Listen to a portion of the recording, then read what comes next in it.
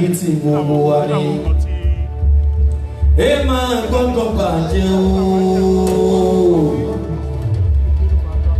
Torí kò sí ibòmíràn tí a lè lọ níwálé. Àjò lè dàbí ilé.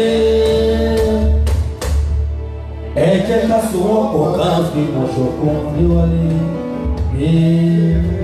Kéde. Bye for now. It's time for Africa to go down.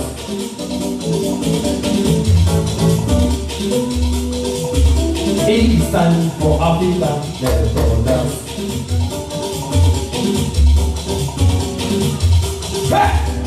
It's time for Africa to go down.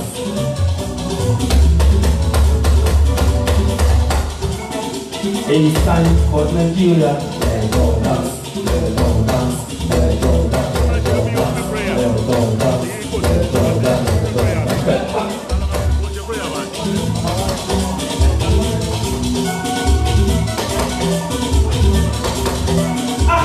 It's time for Nigeria, let's go dance. It's time for Africa, let's go dance. It's time for Africa, let's go dance. AAC, take it back,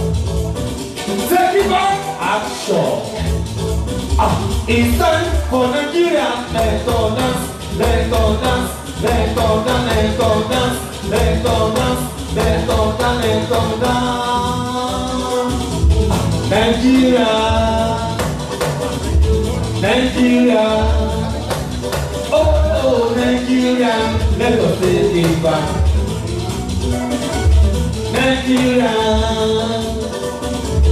Nigeria, oh Nigeria, let us take it back.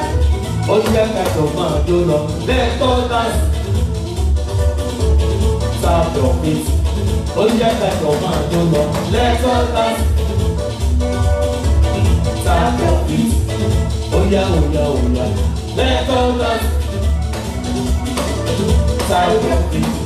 Oh yeah, got your man, you know. Let's go dance. Oh yeah, oh yeah, oh yeah, oh yeah, oh yeah, oh yeah. Oh yeah, got your man, you know. Let's go dance. Oh yeah, oh yeah, oh yeah, stop your feet. Oh yeah, like your man, oh no.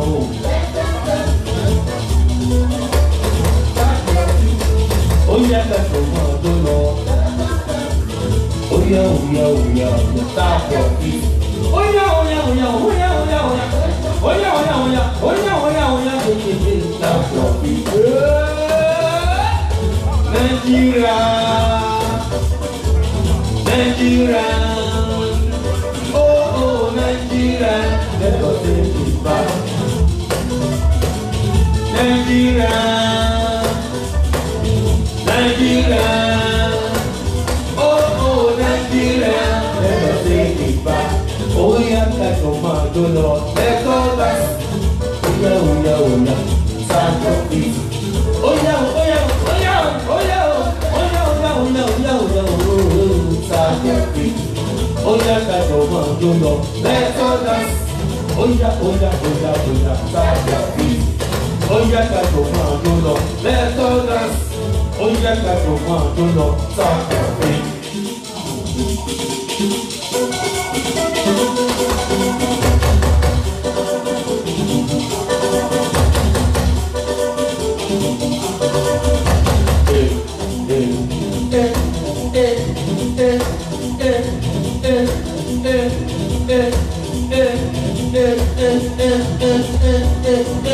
Shake body.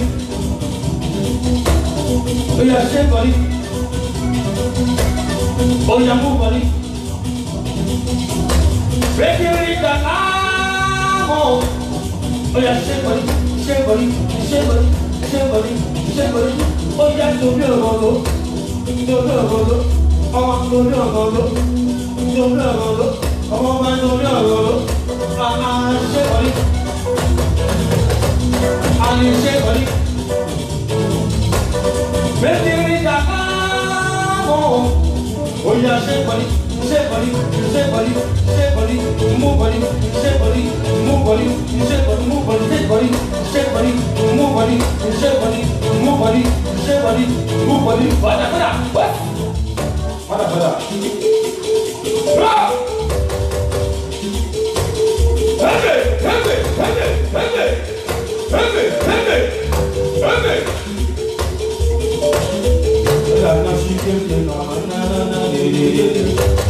Everything I do, I don't miss. Everything I do, just like Nigeria. I just want to say thank you to you. They want to go reggae, they will be so. Father. Reggae, they will reggae, so Father.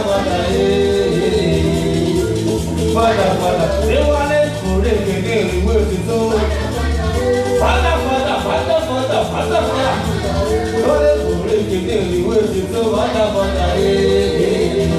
Father, I am living like I'm getting in the command.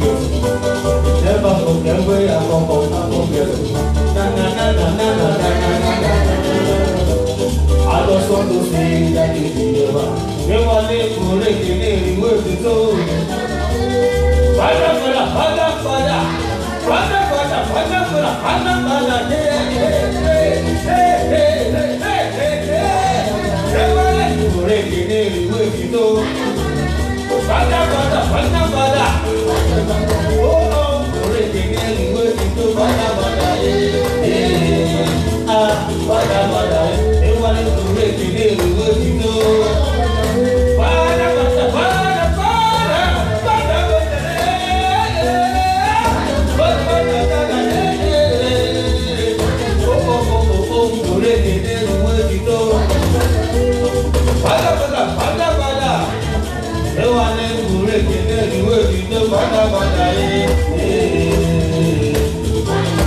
Emergency, you never see the problems.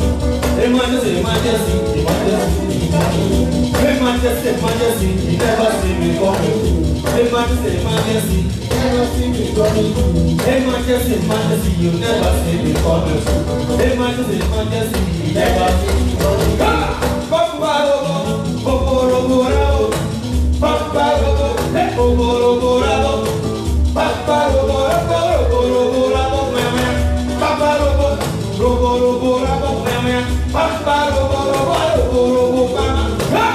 Baby, come to the door. Baby, come to the door. Baby, come to the door. Baby, come to the door. Baby, come to the door. Baby, come to the door. Baby, come to the door. Baby, ha. Baby, tell me what's the name. Baby, tell me what's the number. Baby, tell me what's the name. Baby, tell me what's the number. If you see your success, if you see your success number, baby, tell me what's the name. Baby, tell me what's the number. If you see your success, cause I'm back at sitting come down. Ha! Emergency, you never see me. Emergency, you never see me coming through. Emergency. Ah, Pamparabo.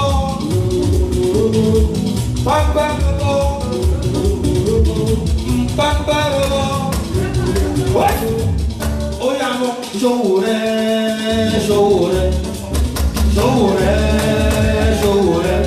Come and take it, Nigeria.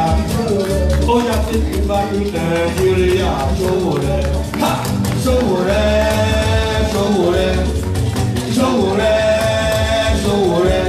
Come and take it, Nigeria. Sowore. Take it back in Nigeria. Sowore. Ha! Sowore. Omoyele Sowore.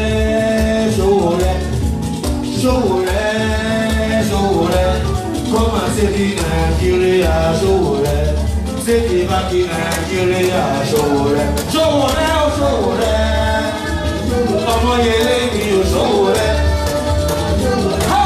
Come and take it, Nigeria. Sowore. Take it back in Nigeria. AAC gbogbo wa ni. Kó máa gbọ́dọ̀ bàjẹ́. Torí kò sí òmíràn sí ayé lọ. Àjọ olè dàbí ilé. Ẹ jẹ́ ká sọwọ́ pọ̀ láàfin ọ̀ṣọ́gbọ́. Kéèké. Sowore.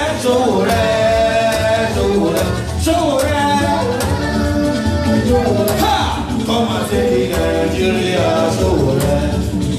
back in Nigeria. Sowore, come and take it Nigeria. Sowore, bring money. I want to know, I want to know that, I want to know Africa. I want to know, I want to know that, I want to know the world. Ha! I don't want to die anymore. I want to die that what you want to know. I don't want to die anymore. I want to die that what you want to know. Hey, give me money, oh.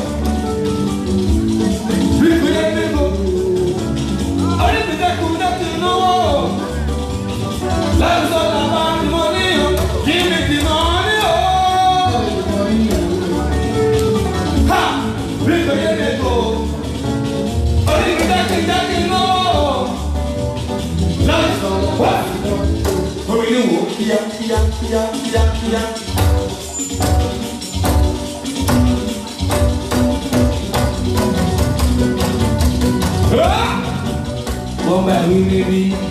Wọ́n bá wí lébi, wọ́n lọ sí ilé ọ̀pọ̀rọ̀.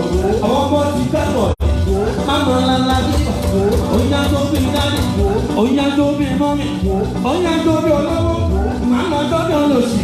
Wọ́n bá wí níbí sẹ̀, wọ́n bá wí níbí, máa lọ sí ilé ọ̀pọ̀rọ̀. Àwọn ọmọ ti kẹ́kọ̀ọ́ ní, máma ńláńlá bí bò, oúnjẹ tó bí dání, oúnjẹ tó bí mọ́mí, oúnjẹ tó bí olówó, máa lọ tó bí olóṣì.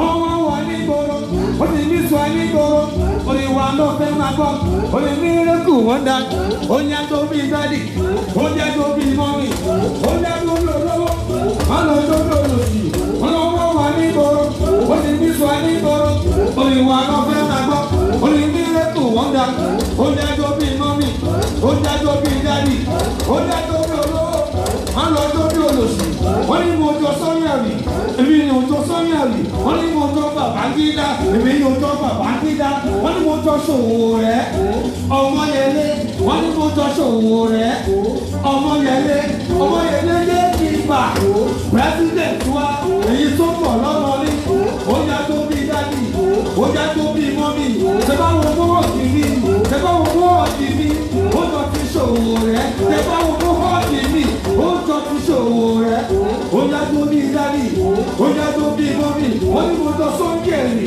èmi ò jọ Sọ́ngẹ̀rì, wọ́n ní mo jọ Babangida, èmi ò jọ Babangida, wọ́n ní mo jọ Sọ́ngẹ̀rì sẹ́, èmi ò jọ Sọ́ngẹ̀rì, wọ́n ní mo jọ Àtíkù, èmi ò ti fẹ́ kú, wọ́n ní mo jọ Àtíkù, èmi ò ti fẹ́ kú, oúnjẹ tó bí mọ́mì, wọ́n ní mo jọ Sowore, Omoyele Sowore, AAC, ilẹ̀kẹ̀ tiwa, AAC, àṣẹlẹ̀kẹ̀ tiwa, ṣèkìmọ̀. Gbàkádà.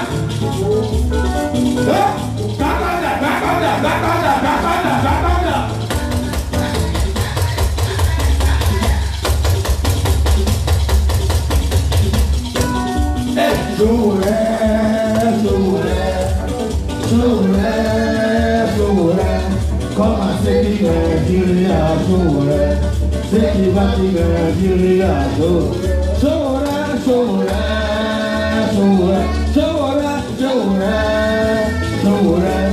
come and take it Nigeria. Sowore, take it back to Nigeria. Sowore. Thank you.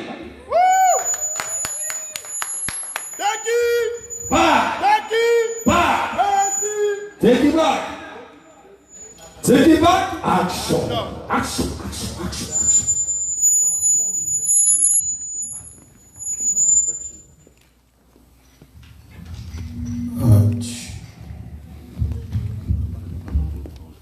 Okay.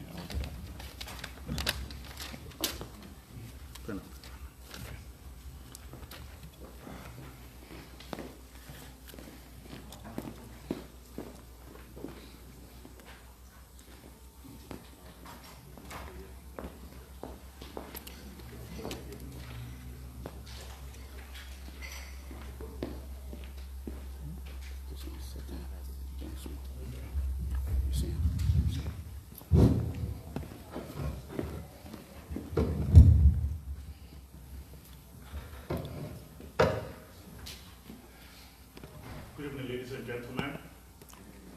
Thank you so much for your presence here today. We're very glad to have you. Take it back. Take it Back. Take Nigeria Back. Take our lives Back. Take our destinies Back. It's time to wrench our destinies back from the brigands who are currently ruling Nigeria. Yes. Let them know that we mean business. Good evening, ladies and gentlemen. We're here for the fundraising here at the Dallas Fort Worth Metroplex. My name is Omoyele Sowore. I'll be comparing the event for tonight. Before we start, we will have opening prayer from one of our Christian brothers and another from our Muslim brother, and then we'll have a national anthem. For the Christian prayer, I want to call on Dr. Daniel to come and give us a prayer, please. Thank you so much. Please help usher him.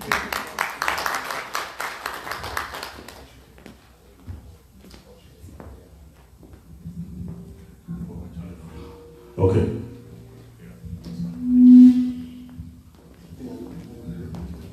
AAC, take it back. Action. That is great, because you cannot take it back without action. That's right. Tonight we are grateful to receive here our own president, because we have to proclaim faith is something that speaks those things that are not as though they were. So we are proclaiming and professing into the future. You have to speak it until it begins to happen. So do not see your mouth. While we do action, I also want you to speak. Speak to somebody, speak on the destiny of Nigeria, speak on the destiny of Africa. I so much believe that as much as we speak, it is going to begin to resonate and it's going to bring the change. So let us honor God by standing over our feet as we pray tonight to get this occasion started. I'm excited to be here. Do not bother about the number. We are full in this place. I have the faith that we are full in this place, and the Spirit of the Lord is going to be with us tonight, and we're going to do great things. Let us pray. Father, we want to thank you for tonight. First of all, we are humble for the fact that you have given us life, and you have made it possible for us to be here, to gather here as brothers and sisters, Lord, as people that have taken the business of our country serious.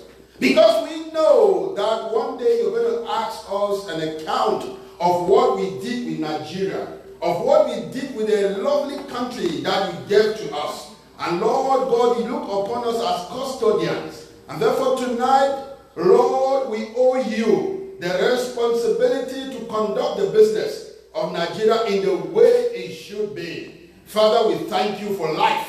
And Lord, we want to thank you once more for bringing our president here.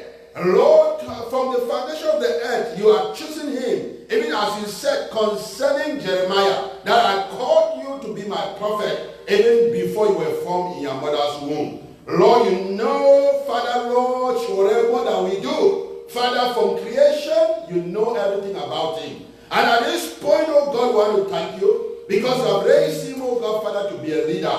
And Lord, we are standing shoulder with him, oh God, putting energy and force behind him, that may you use him to fulfill the destiny for which you created him for. And therefore, for that reason, we want to thank you for his life. We want to thank you for protecting him and his crew that flew all the way from Nigeria to this place. Father, Lord, we want to pray that you that have made it possible for him to be here, Father, is going to also make it possible that his being here will be positive in the name of Jesus. Amen. Lord, I speak tonight that God, that which you have given into his hand, that mantle will not fall until it has fulfilled the purpose for which you gave him. Father, Lord, we might look that, oh God, he is young. We might even think that we don't have, Father, Lord, the population, the votes, or the voices that it takes. But we know that one with you is majority. When you decree a thing, oh God, it is certain. When you say yes, nobody can say no. When you say no, nobody can say yes. We are not going into this just as men. We are going with the force of God. We are going with the force of heaven. We are going, oh God, Father, we are backing. We say, back Sowore, oh God. Back Sowore, oh God. Back Sowore, oh God. Back Sowore, oh God. Back Sowore, oh God. Back Sowore, oh God. Back Sowore, oh God. Back Sowore, oh God. Back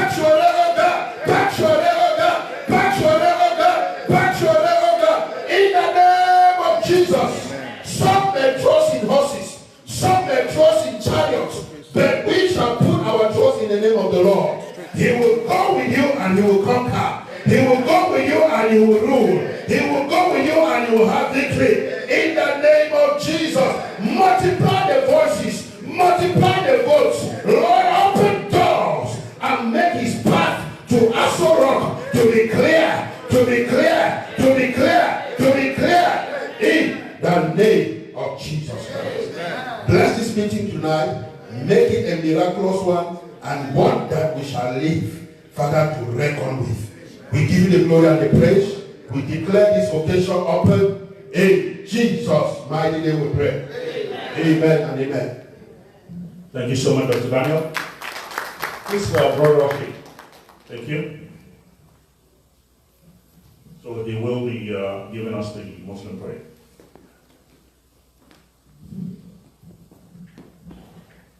Alhamdulillah Rabbil Alameen. We give thanks to Almighty Allah for giving us a safe journey for everybody to be here. And representative, the reason why we are here, the man of the moment. We pray Allah mercy, protection be over you. Being in Nigeria, we know it's not an easy job, but you went to the north, to the south, east, west, and may Allah continue to guide you. I'll recite Surah Fatiha, because for every Muslim and for every prayer 5 times daily, that is one critical surah in Islam. And we know whenever that ayah is recited, the mercy of Allah, the blessing, is there for everyone.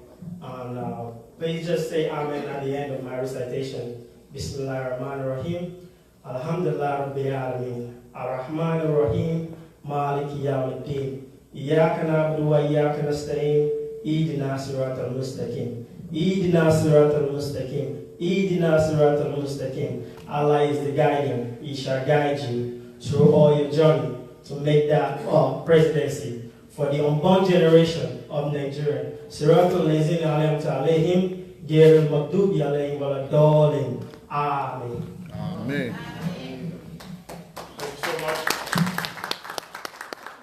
Ladies and gentlemen, please let's rise for the singing of National Anthem of Nigeria.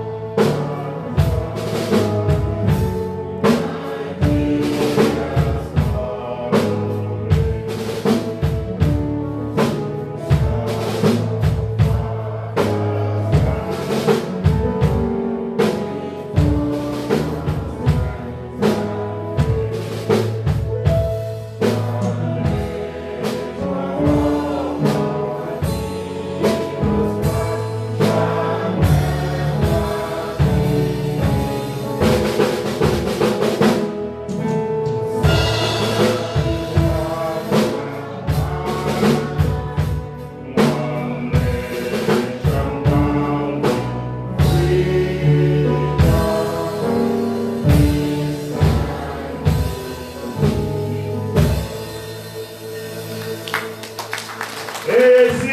Take it back. Take it back. Action. Thank you so much, ladies and gentlemen. It's a really good thing. We appreciate you being here today. Before we go further, just want to recognize people who worked very assiduously to put this together. I'll call some names, and please rise and just take a bow and be acknowledged by the room. The first person is Mr. Femi Bitayo.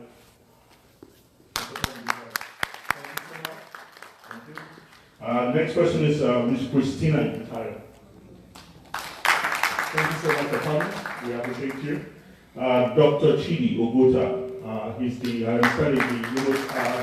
State Governor, gubernatorial candidate for AAC. And then Victor Adeyeri. Thank you so much for coming. Mrs. Mary Adeyeri. Thank you, ma'am. Thank you. And Chief Williams Kenanaga. I hope I pronounced that correct. Thank you. Thank you. Excuse me, please. Can you open?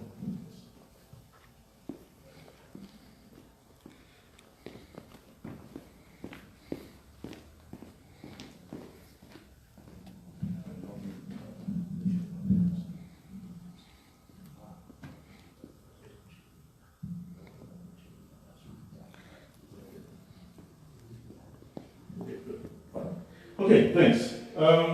So we'll start in earnest. But before we do, just want to, say some things as a preamble to why we're here today. Because I want you all to be cognizant of the fact that this is not a trivial thing being here. It's a Friday night in Dallas. It's a fun city, quite honestly being. And we chose purposely to be here. And that's because we acknowledge the weight of what we're doing here today. The state of Nigeria is not a good one. The state of Nigeria is not a good one. I was looking up, some information as a prelude to this, and there's something called Human Development Index. So it's about, the educational attainment of people in the country, the status of the health of the people, as well as GDP per capita.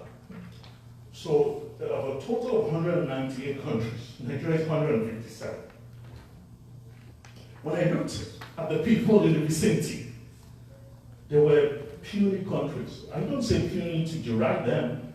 It's just that relatively they're small, lacking natural resources. So Nigeria shouldn't be swimming in those waters at all, right? Yes. What the politicians count on is our docility. They expect us to be docile. They expect us to be chasing banalities, things that are so trivial. It's the latest dance fad, or is it Chelsea versus Man U? They count on that a lot. Whereas our lives, our kids' lives are being wasted away. There's willful pillaging going on in Nigeria, ladies and gentlemen. So, let's not trivialize what's going on here. Look at our peer countries. India, right? We were colonized by the British. They got independence a little earlier than we did. They were able to establish something called IITs, India Institute of Technologies. The alumni of IIT is currently the CEO of Google. So, let's think. It's time to start realizing that ABC, PDP, these are two rotten appendages of the same deceased tree, ladies and gentlemen. So it's time to start looking in a different direction. Because as somebody said, the definition of insanity is doing the same thing again and again and expecting a different result. For how long are we going to wait, to be in perpetual servitude of these people? The man I'm about to introduce right now, I've known him for about 20 years.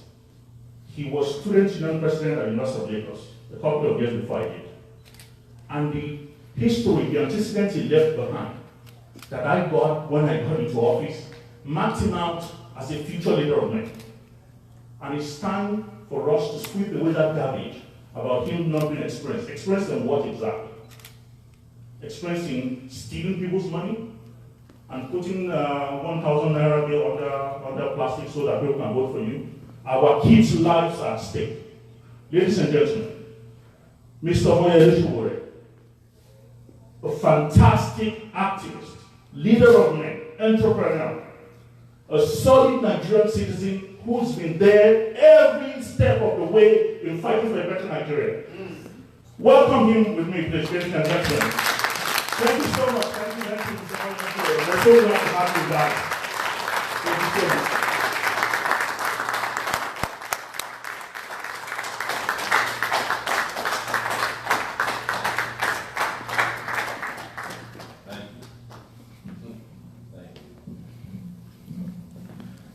Thank you so much, ladies and gentlemen. Please have a seat.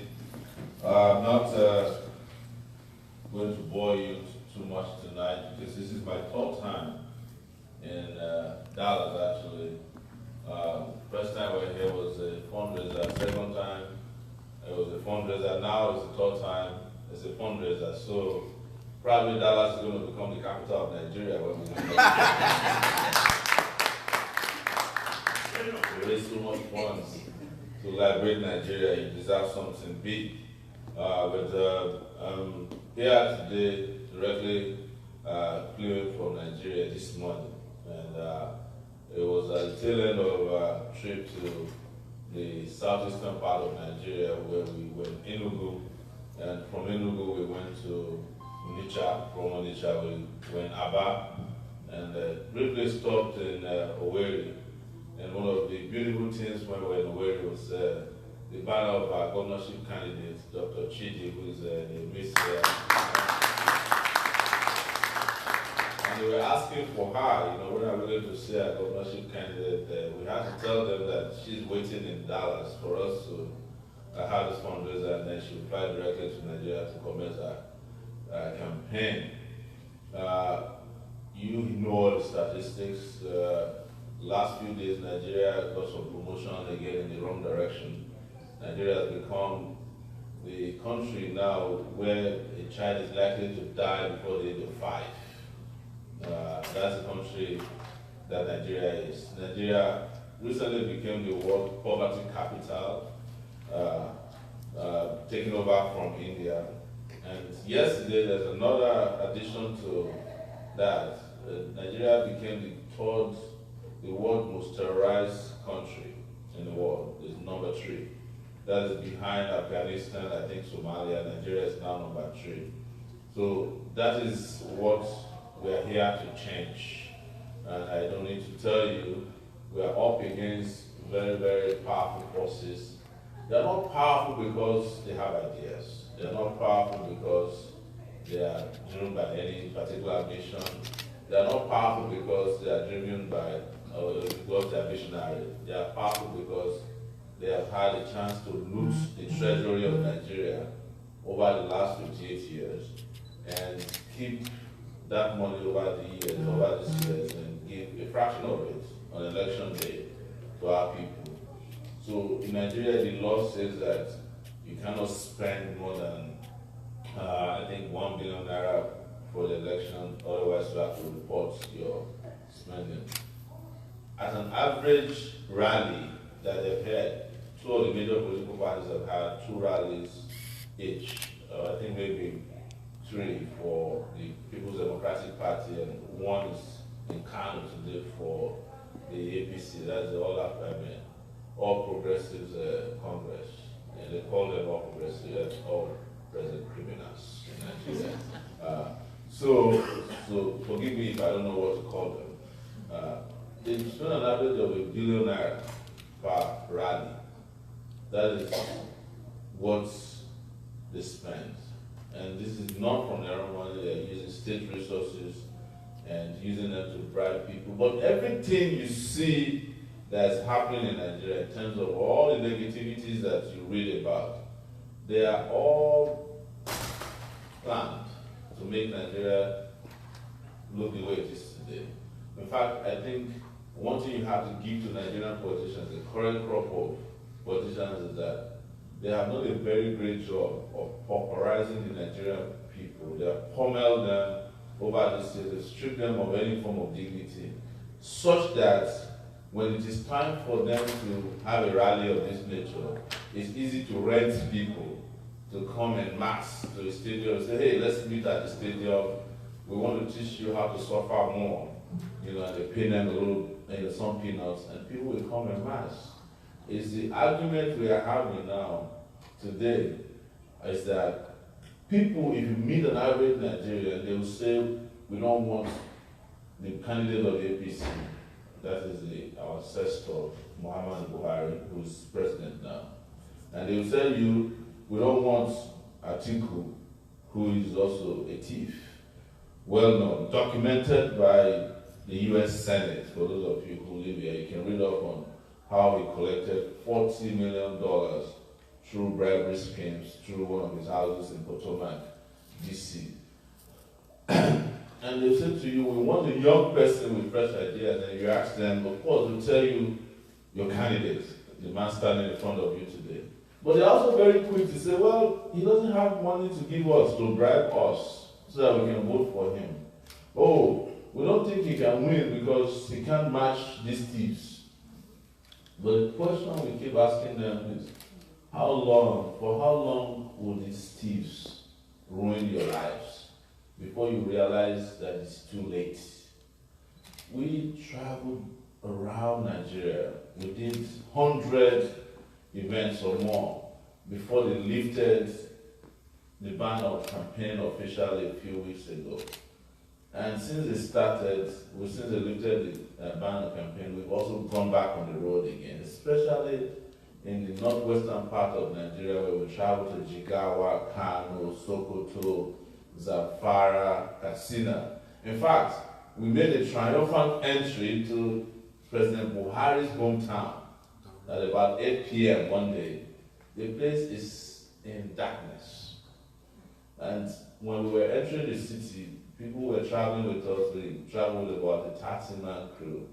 We were all scared. They said, well, finally, these people are going to push at us. So this is Buhari's hometown. This is his territory. You have come to step on the tail of the tiger. And I told them there's no tiger anywhere. These people are probably more disappointed in Buhari than you are. Lo and behold, when we walked into that city, the young people there were shouting, following us.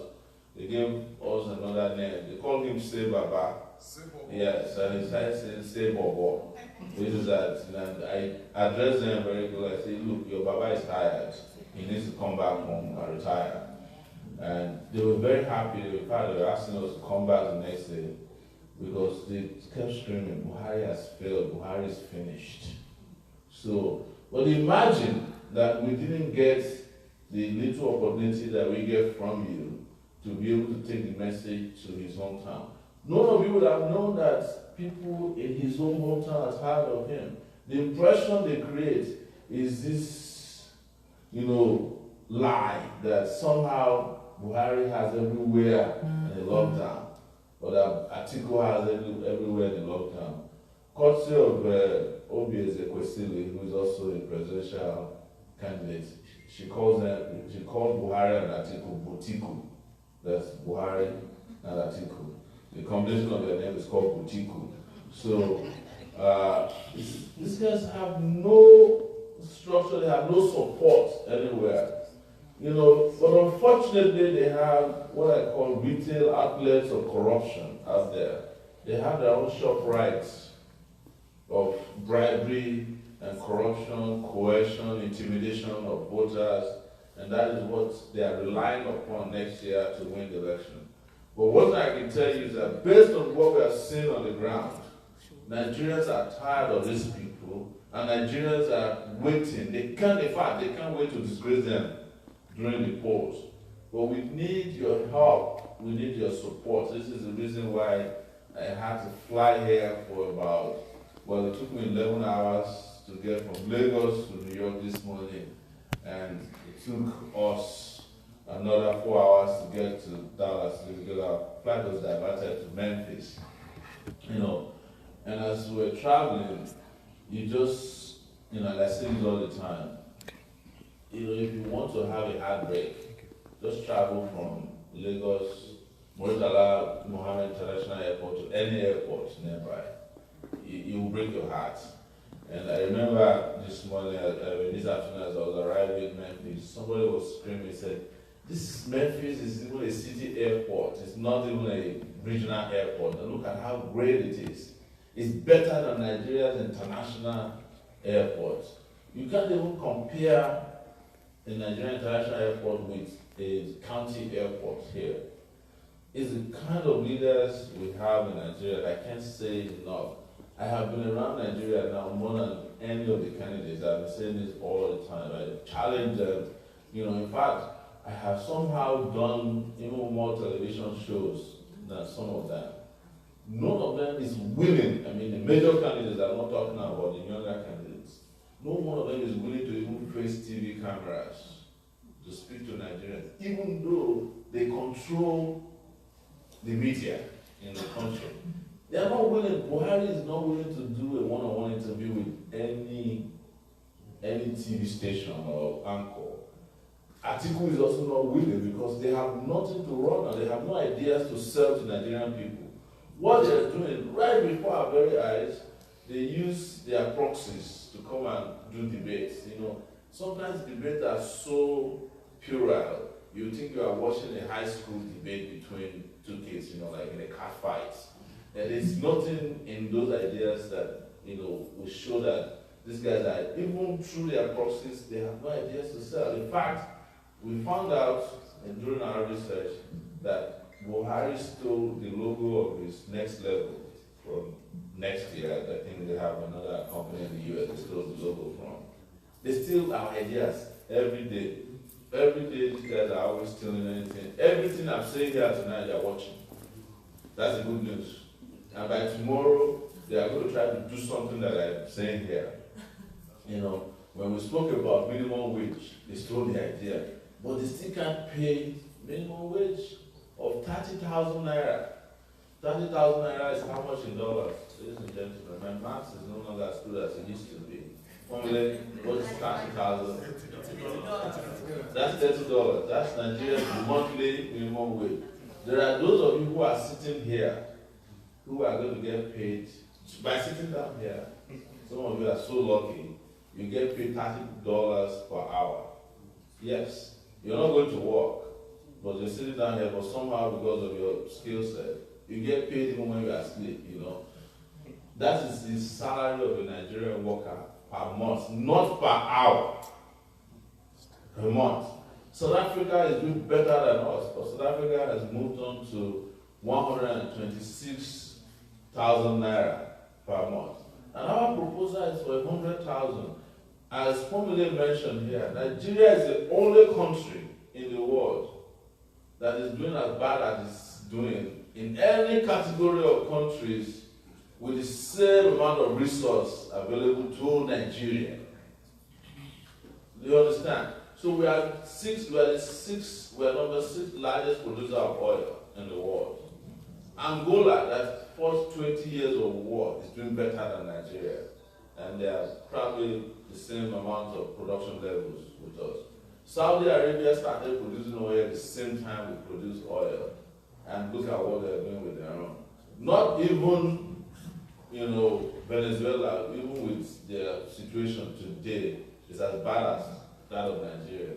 I was doing a show, because I do an evening show once in a while to raise funds. You know, we call it our time on the couch. Some of you should watch it, and those of you who don't watch that. Some guy called from Libya, you know, walked on Libya and said, I'm doing better in Libya than I would have been doing if I was in Nigeria. We have 24 hours electricity, even though we are at war. Nigeria at the time went and rescued a lot of Nigerians who were trapped in India. Half of them have returned to India. Libya, after they were rescued. So everywhere else is better than Nigeria. But we can keep talking about how bad things are. If we don't step up and take the country back, we are wasting our time. You can do all the analysis you want. You know, you only become more paralyzed. That's what we call analysis paralysis. A lot of us are very good at it. We're always analyzing Nigeria's problem. Everybody who is doing at home on a short vacation comes back and analyzes more.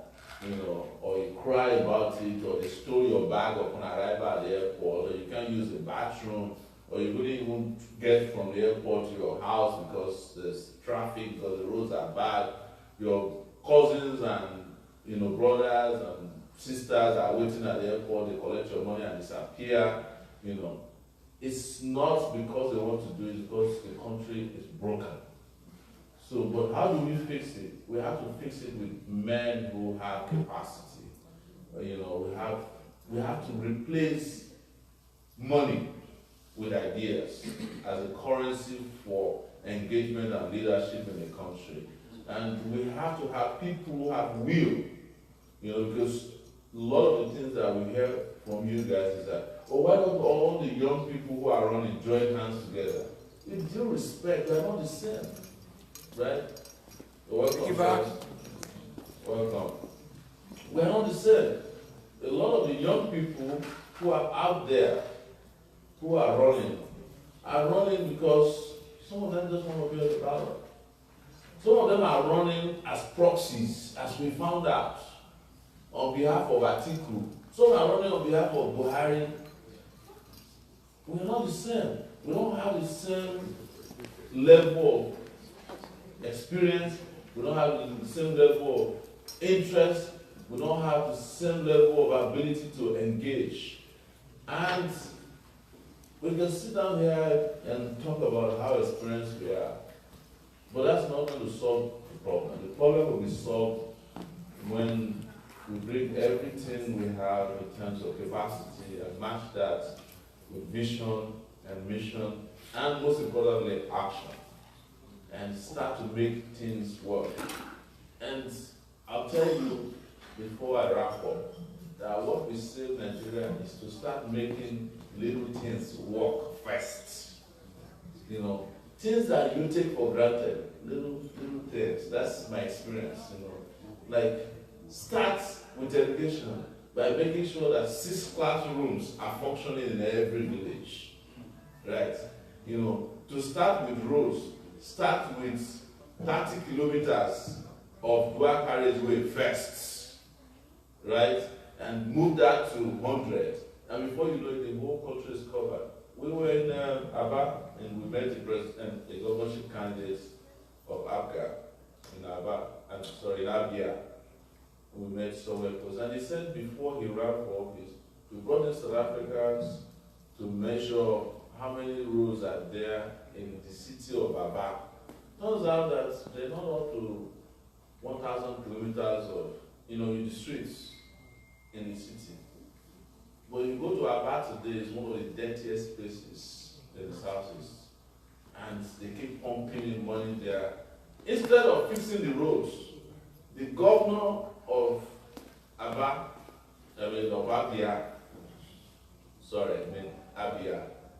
prepared to put signboards all over the place. Imo is even worse. Imo is governed by Rocha. Who statue? That one goes to anywhere he finds a corrupt president, he will come and erect a statue for him in his state. Yes, there's a statue for Zuma in Imo State. There's a statue for the woman who just finished her tenure in Liberia. Ellis, is it? Yes. If they hadn't stopped, he would have erected a statue for Anini, the former Abroba from Edo State, what used to be known as a Bengal State. These are the kind of jokers running our system. So the question we should ask ourselves is, for how long are we going to continue this nonsense? And in coming to the diaspora, we are not only looking for your financial support, we are looking for your influence. And I can't say it enough. Beside oil, the highest source of revenue for Nigeria are you people from the diaspora. Yes. Oil fetches, maybe about $30 billion. No, maybe yes. Something, I think our budget is about $35 billion a year. The diaspora brings in about $50 billion every year, just officially, right? But you don't even have the right to vote. But at least you have the right to call somebody at home and say, look, this is the person I want you to vote for. You have the right to support your candidate. And people listen to you, whether you like it or not. Each time you make a call, you probably have 10 people you can call to make the right decision. And the results are coming in a very, very interesting way to us. Everywhere we go, people will stop us and say, the only reason I'm voting for you is because my brother called me from Texas. So they said you are the best candidates. We didn't even know this. There are people who have been directly sponsored by the diaspora. They have adopted a lot of local campaigners for us, and we run into them all the time. They don't even know us. They just said, well, my brother asked me to be working for you, already now, a lot of diasporans have contributed money and are supporting people who are already waiting to become polling unit agents for us. So you should continue to do that. Now we have set up programs where you can adopt a local government, you can adopt a ward, you can adopt a state and start working with them directly without even contacting us. But we are here tonight for a different purpose. We are here to raise funds directly so that we can support the campaign in such a way that even if we cannot match them money for money, we can match them with ideas, with little money. We are running a very, very lean campaign.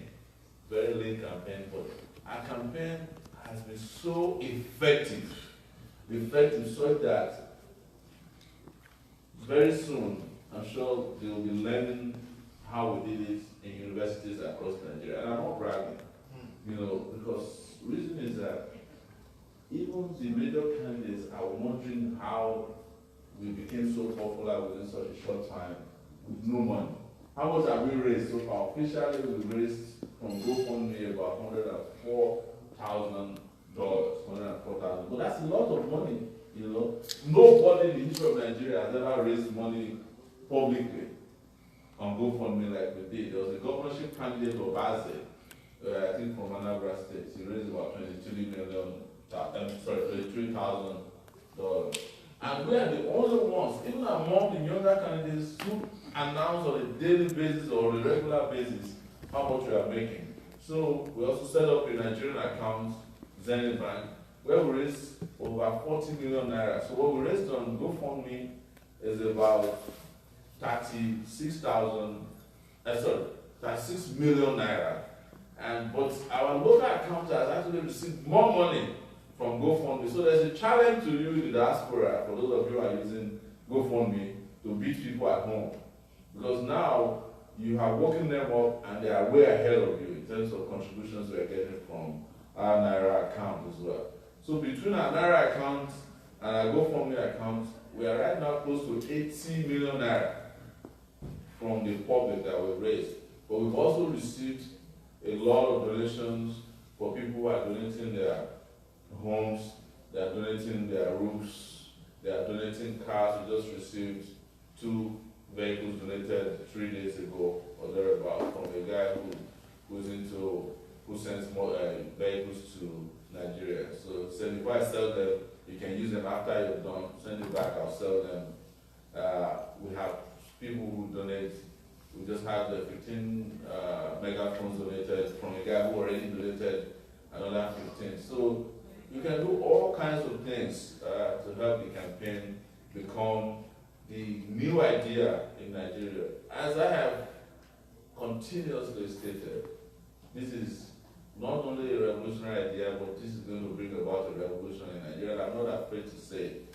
But I'll say, finally, and I know this is my second finally. Take it back. Take it back. But I mean it this time. Is that there is a way that we can also engage with people who are not here. There are a lot of people who are still, who still haven't made up their mind whether they want Nigeria to be truly free or not. So many of them are not sure. A lot of people are torn between the depression of the politics of the past, and they are very anxious about the future. So they don't know. A lot of them will still say, how are we sure that if you get there, you will not be the same kind of persons we have been dealing with? What we tell them, and what you should tell them, is look at the history of the person you're dealing with. Look at his pedigree. Look at his interventions politically. You don't need to wonder that there's a difference between a Sowore and an Atiku, or Buhari, or the two of them combined together, Butiku. These are the same people. They belong to the same political party, branded in the front with different names, the same ideology. The ideology is stealing. Today, if you have a chance, go on Facebook, or you can find it online. One of them, Donald Duke, came out with a revelation is now going round. And he said, the reason I cannot support Atiku is that everybody is, the reason he cannot even be, he didn't want to be a flag bearer for PDP. He said, even if I'm PDP flag bearer, I cannot succeed in Nigeria. He said, there are too many thieves in PDP. And when I hear from Donald Duke used to be part of them. And I'm sure he's still part of them. I'm not saying he's not a retired thief. I've confronted him before. But for him to come out and say that tells you that there is epiphany also reigning in the minds of the thieves themselves. They are now coming out to confess to the Nigerian people that if you don't vote for any of us, because as I have said, if Atiku becomes Nigeria's next president, he will put Nigeria on eBay. They will auction Nigeria off. That's simple as that. And they are not pretending at all. You can see. Look at who is going to be Atiku. Atiku will be president. Saraki will be Senate president again. I mean, Benga Daniel is going to be a minister. All the indicted thieves in Nigeria, they are going to be there. But the same thing goes for Buhari as well.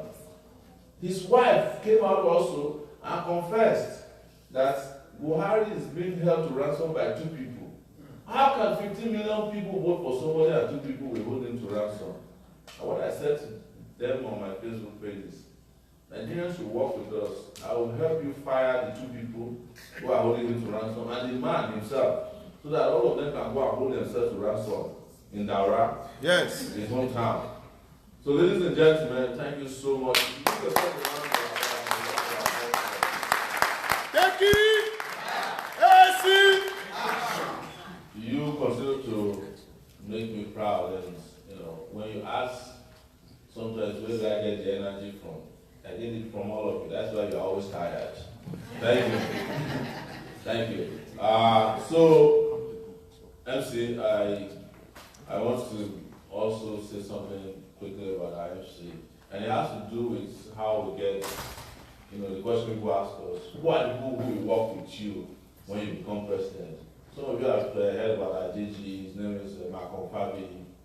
He came out of the University of Lagos with the first class, and now has a PhD. In fact, he got his PhD, I think, before he became 30 years old. Yeah, and he's an expert. This man beside me is also Omoyele. He was also a student union president at the University of Lagos. He also has a PhD, right? PhD.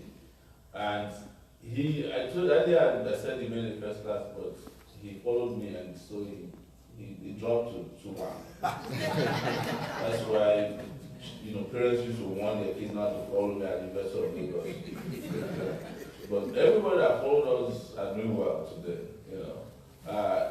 I don't want to disclose to you which class I made, so that you guys will not be discouraged not to name your children after me.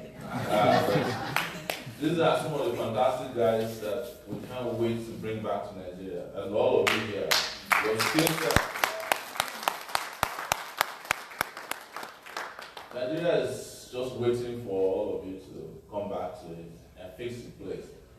The good news we have is, and part of the reason you see us coming back and forth with you with this engagement is that the Human Resource Department of Nigeria will be flowing with people who have, free services to offer, but have the best skills around the world. So it's still be a matter of time before we get to the moon, as soon as we have the right leaders. But without putting the right leaders in a position of authority, without electing the right people, Nigeria is not going anywhere. We are not even going to send a flying sauce into the air. It's not possible with this kind of characters that are parading themselves. And if we don't get it right now, well, too bad for us. So thank you once again, ladies and gentlemen. And I wish you guys the best night. Thank you so much. Take it back. Take it back. AAC.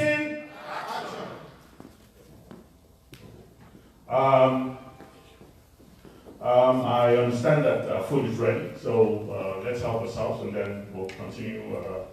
But before you go, just one point. just so we know how serious this is, okay? I looked up the pay for legislators in Nigeria.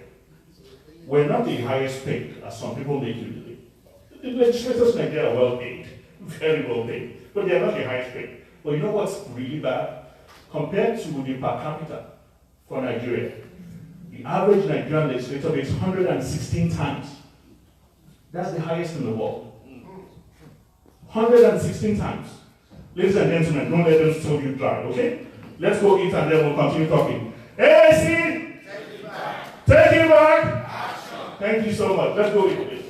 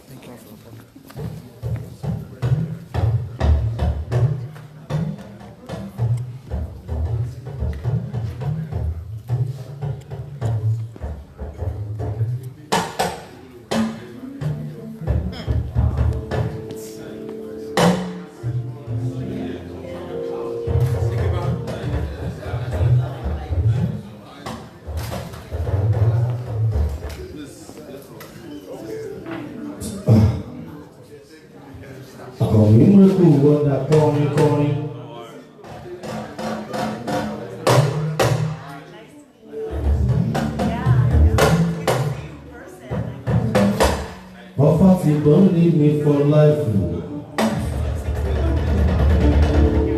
Sickness don't leave me for life.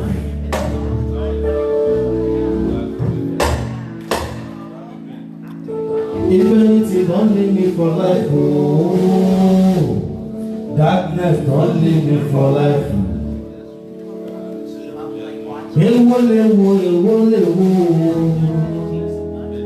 Anybody me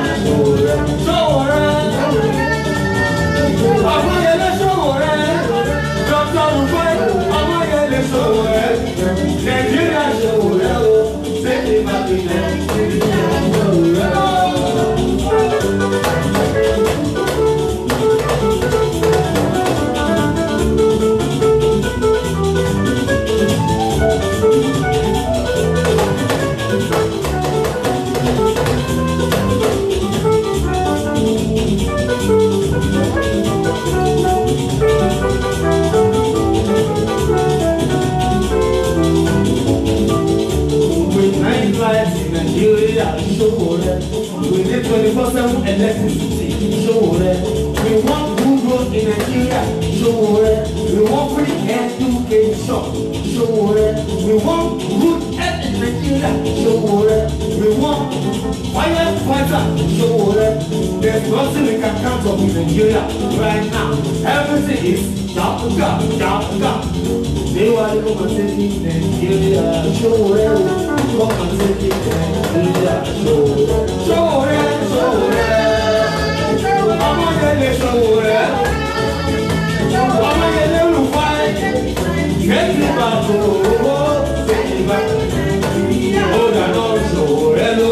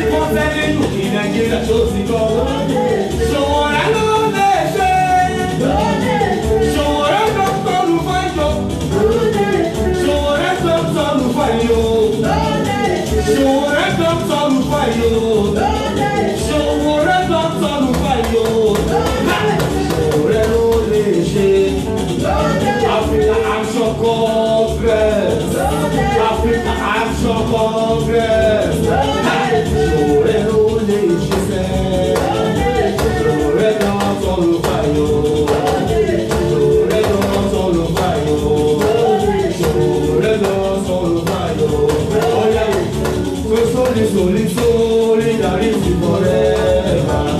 Solidarity forever. Solidarity forever. We shall always fight.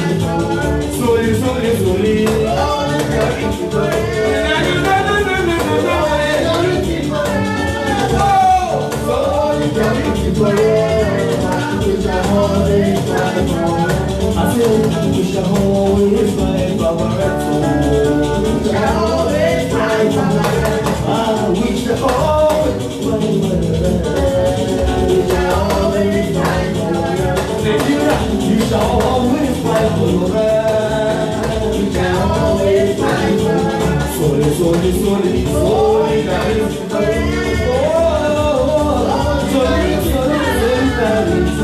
Solidarity look at you myself and show where is my hand.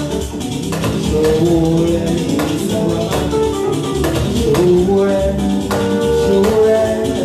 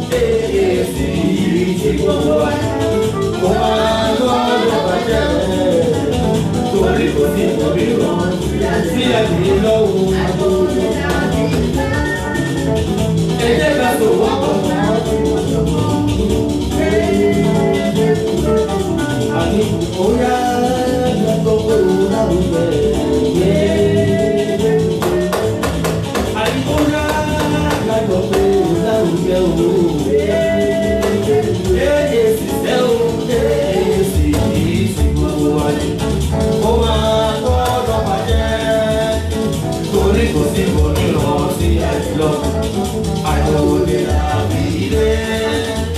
I never saw what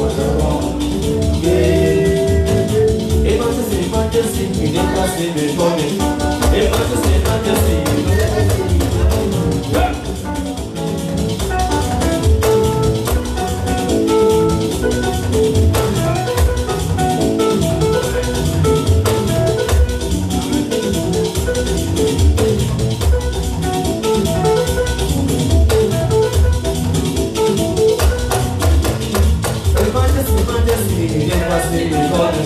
Hey, majesty, majesty,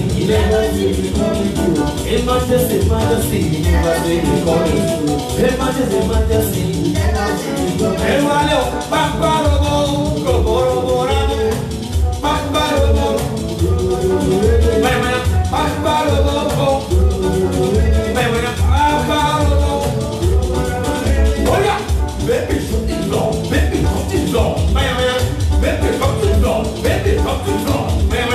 Baby, something for, baby, something for, baby, something for, baby, something for, hey, Paparobo, Paparobo, Paparobo, Paparobo, Ale Paparobo. What? Omoyele Sowore.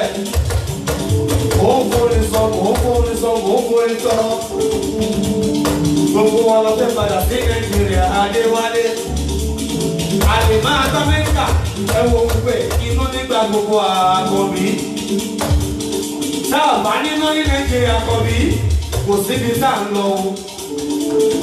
Ní Nàìjíríà tá a bá ti lè nínú 24/7 electricity, kò síbi tá a ń lọ o. Iná ló dọ̀rọ̀ ajé Amẹ́ríkà wò ó. Ghana tí ó tó wà nílẹ̀ ẹ̀lẹ̀ níbẹ̀ yẹn Ghana wọ́n ní iná 24/7 kò ṣe é jí. Jẹnẹrétọ̀ nígbà gbogbo la fi ń so gbogbo, jẹnẹrétọ̀ la fi ń jẹun, jẹnẹrétọ̀ la fi ń mu, kí ló dé wọ́n sún mi. Èyí ní ẹ̀jẹ̀kàjẹ́ká, ẹ̀jẹ̀kàjẹ́ká, èyí ní ẹ̀jẹ̀kàjẹ́ká, everything jàkàjẹ́ká.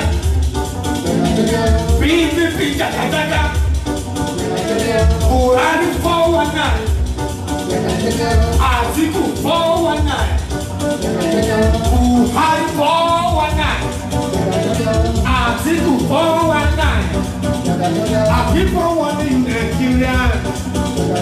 Our people want in Nigerian. Stop follow Buhari. I say stop follow Buhari.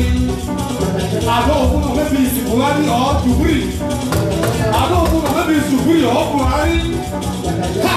Nigeria jaga. Atiku jaga. Sowore. That is the only solution we have in Nigeria now. Oh, come and take me Nigeria. Take me back in Nigeria. I will take me back in Nigeria to AAC. Take it back. AAC. Take it back. Take it back. Action. Thank you so much. Thanks for the wonderful music, and hope you guys enjoyed the food. So I'm going to call someone now to come and make some other introduction. But as I said earlier, I'm going to be dropping some truth bombs, a little bit here and there, just some factors. There's a university in Nigeria called the American University of Nigeria. I'm sure most of you have heard of it. You know who owns it? I'm not sure why you shouldn't find that funny. That the former vice president of the country, who's now back trying to run for president, rather than really provide resources for the national universities, decided that, hey, I'm just going to go start mine. Do you know how much the tuition is? So these are people telling you that if you raise the minimum wage, it will cause inflation. The tuition for American University in Nigeria for a year is 1.59 million naira. Wow. They don't like you. These people don't like you. Anyway, so that's my factoid. I'll bring another one later. Please, ladies and gentlemen, help me welcome with a rousing round of applause, Comrade Investigator Clement Geronimo Erected. Mega Comrade. AAC, take it back. Thank you. Please welcome him with the applause. Thank you. Thank you, Doctor. God bless you. Professor. Yes, Akataka. It's about to begin. First of all, I want to thank Lord Almighty for making it possible for us to be here today.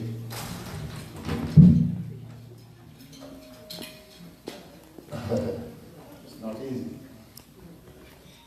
AAC. Take it back. AAC. Take it back. Take it back. Action. That's right. Take it back. Action. That's right. Like they always say, they say we need quality, not quantity. I know the men that are sitting right here are the men that matters. These are the people who want a better Nigeria. You know, and I want to thank you all for coming. I want to quickly go through my speech. I want to welcome you all. The chairman, chairwoman, member of High Tables, AAC, Texas Chapter USA, the executives, and all members of AAC Texas Chapter as a whole. I welcome you all and thank you all for coming to join us here today. Put your hands together for yourself. We are very pleased with those who have been with us from day one. Our comrade know that. Comrade Omoyele have been doing this for so many months and you have been there for us. I want to say thank you. Yes. Time now as well as those of you who are new to our Take It Back movement worldwide. We also thank you.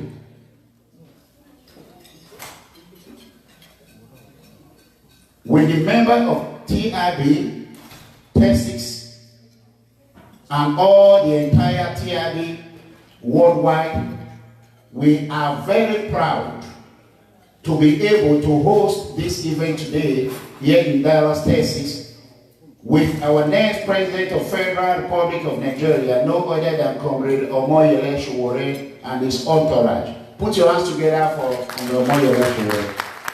We thank you for coming once again to Texas. Just before we get started, I would love to express my profound gratitude to all of you who so generously helped us in making this event through together smoothly. And first of all, firstly, myself, Mega Comrade. Put your hands together for me too. Yes, Mega Comrade Clement, Iranomigo Edegbe, Texas State Coordinator, and my lovely sister, Evangelist Mercy Agamele Abofemi. Put your hands together for her. She's the Deputy State Coordinator. And I want to acknowledge our sister. Let's go to Houston, Texas. Up Houston. Up AAC. Houston is in the house, right? Yeah.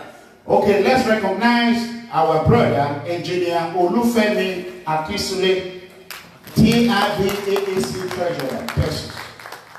And another one, Engineer again. These are the men that is going to follow our comrade to Nigeria.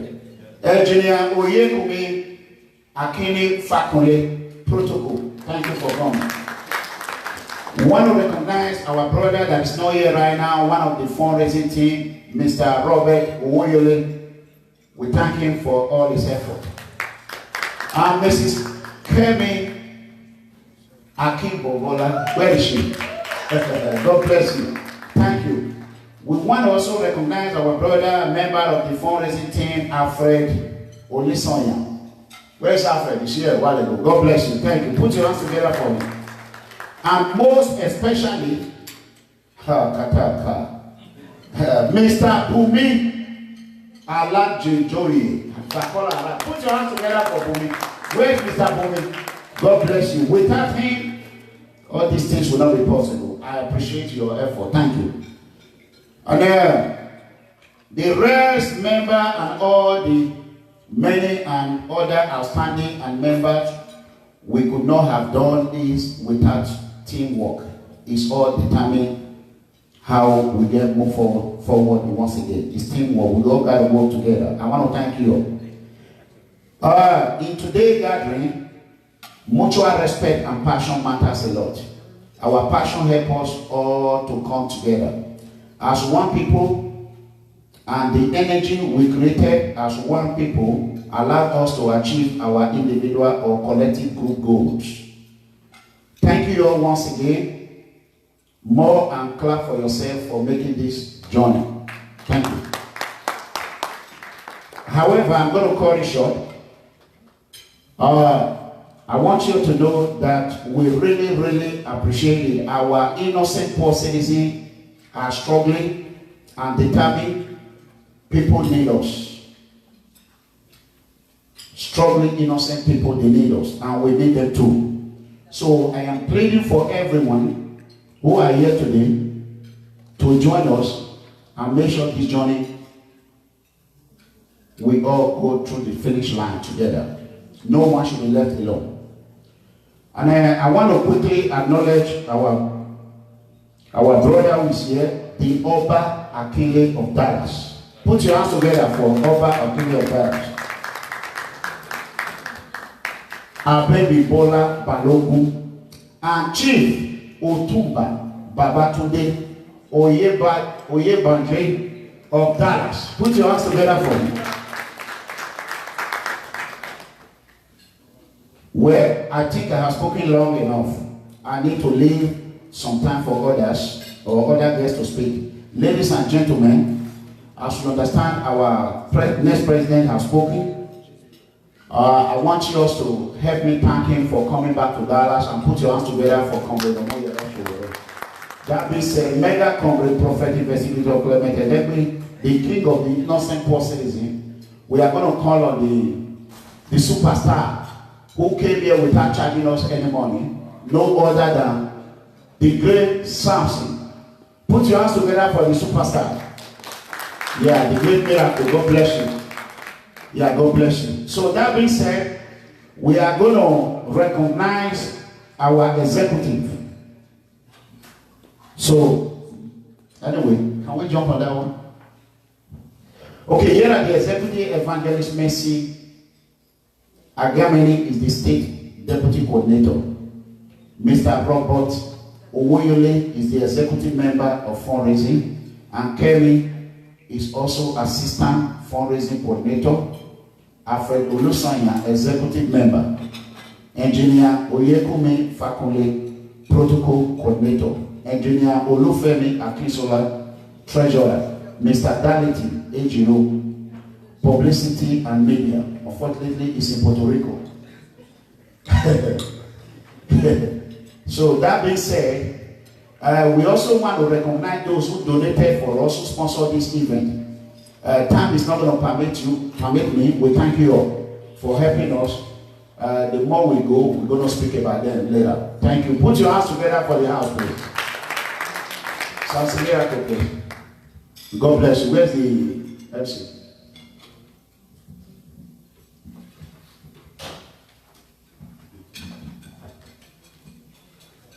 Thank you so much. Okay, so I want to throw it open for questions, comments, suggestions to help the campaign.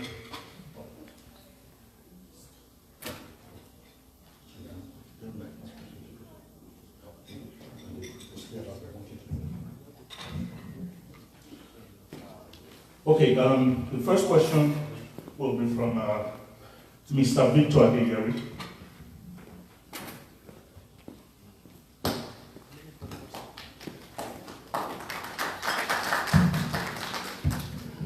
Yeah, good evening, everybody.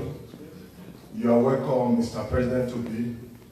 I know Pastor has prayed for you, and I know by the grace of God, come May, you'll be the next president of Nigeria.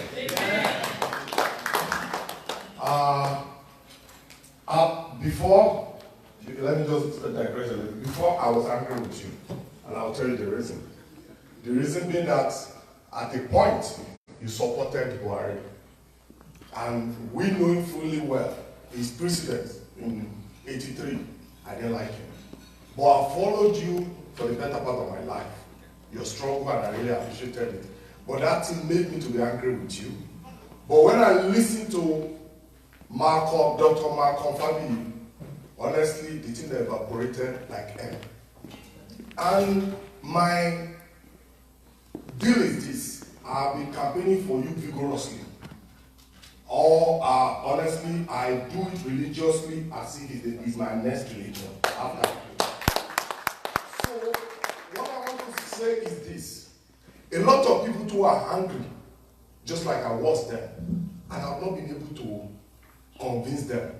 And these are the people that we need to get them together, because we are fighting some beasts who are powerless but pretend to be so big, larger than life.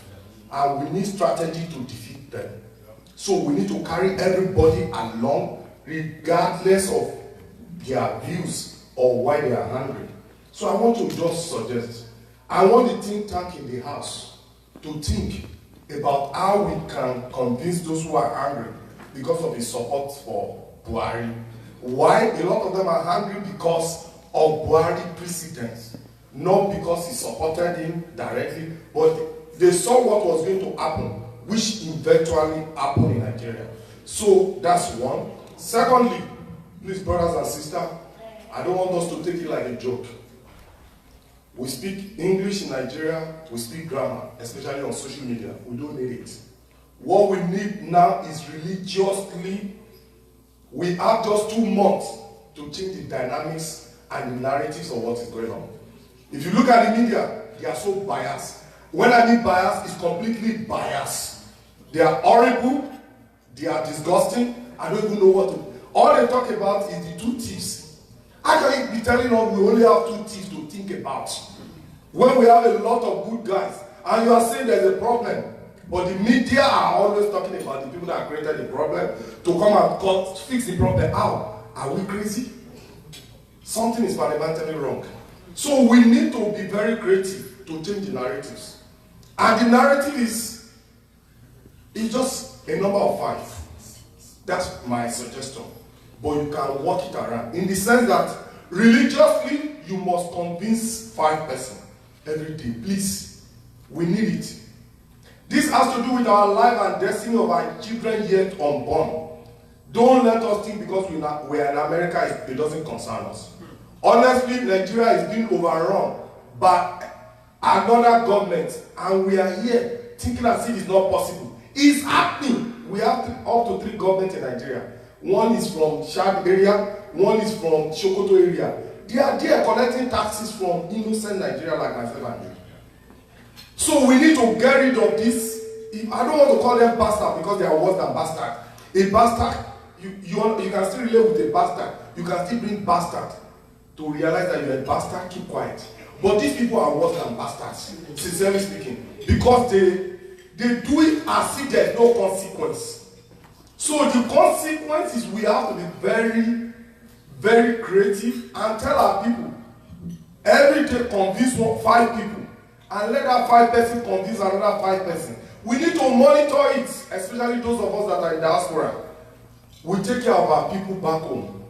When you get to a stage, the load will become too much, the way it's coming now. Because virtually everybody in Nigeria is hungry. They will always ask us for something. So the only way we can minimize it, so that we can do something more productive, is for us to make it religiously now. 5 every day, talk to 5 person. Let that 5 person talk to another 5. Let's start up.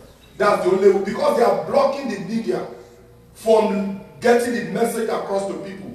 It's a deliberate attempt. These are mafias who want to put everybody in perpetual, and tell those people they should not collect politicians' money. Those monies come from altar that will sell their destiny for life.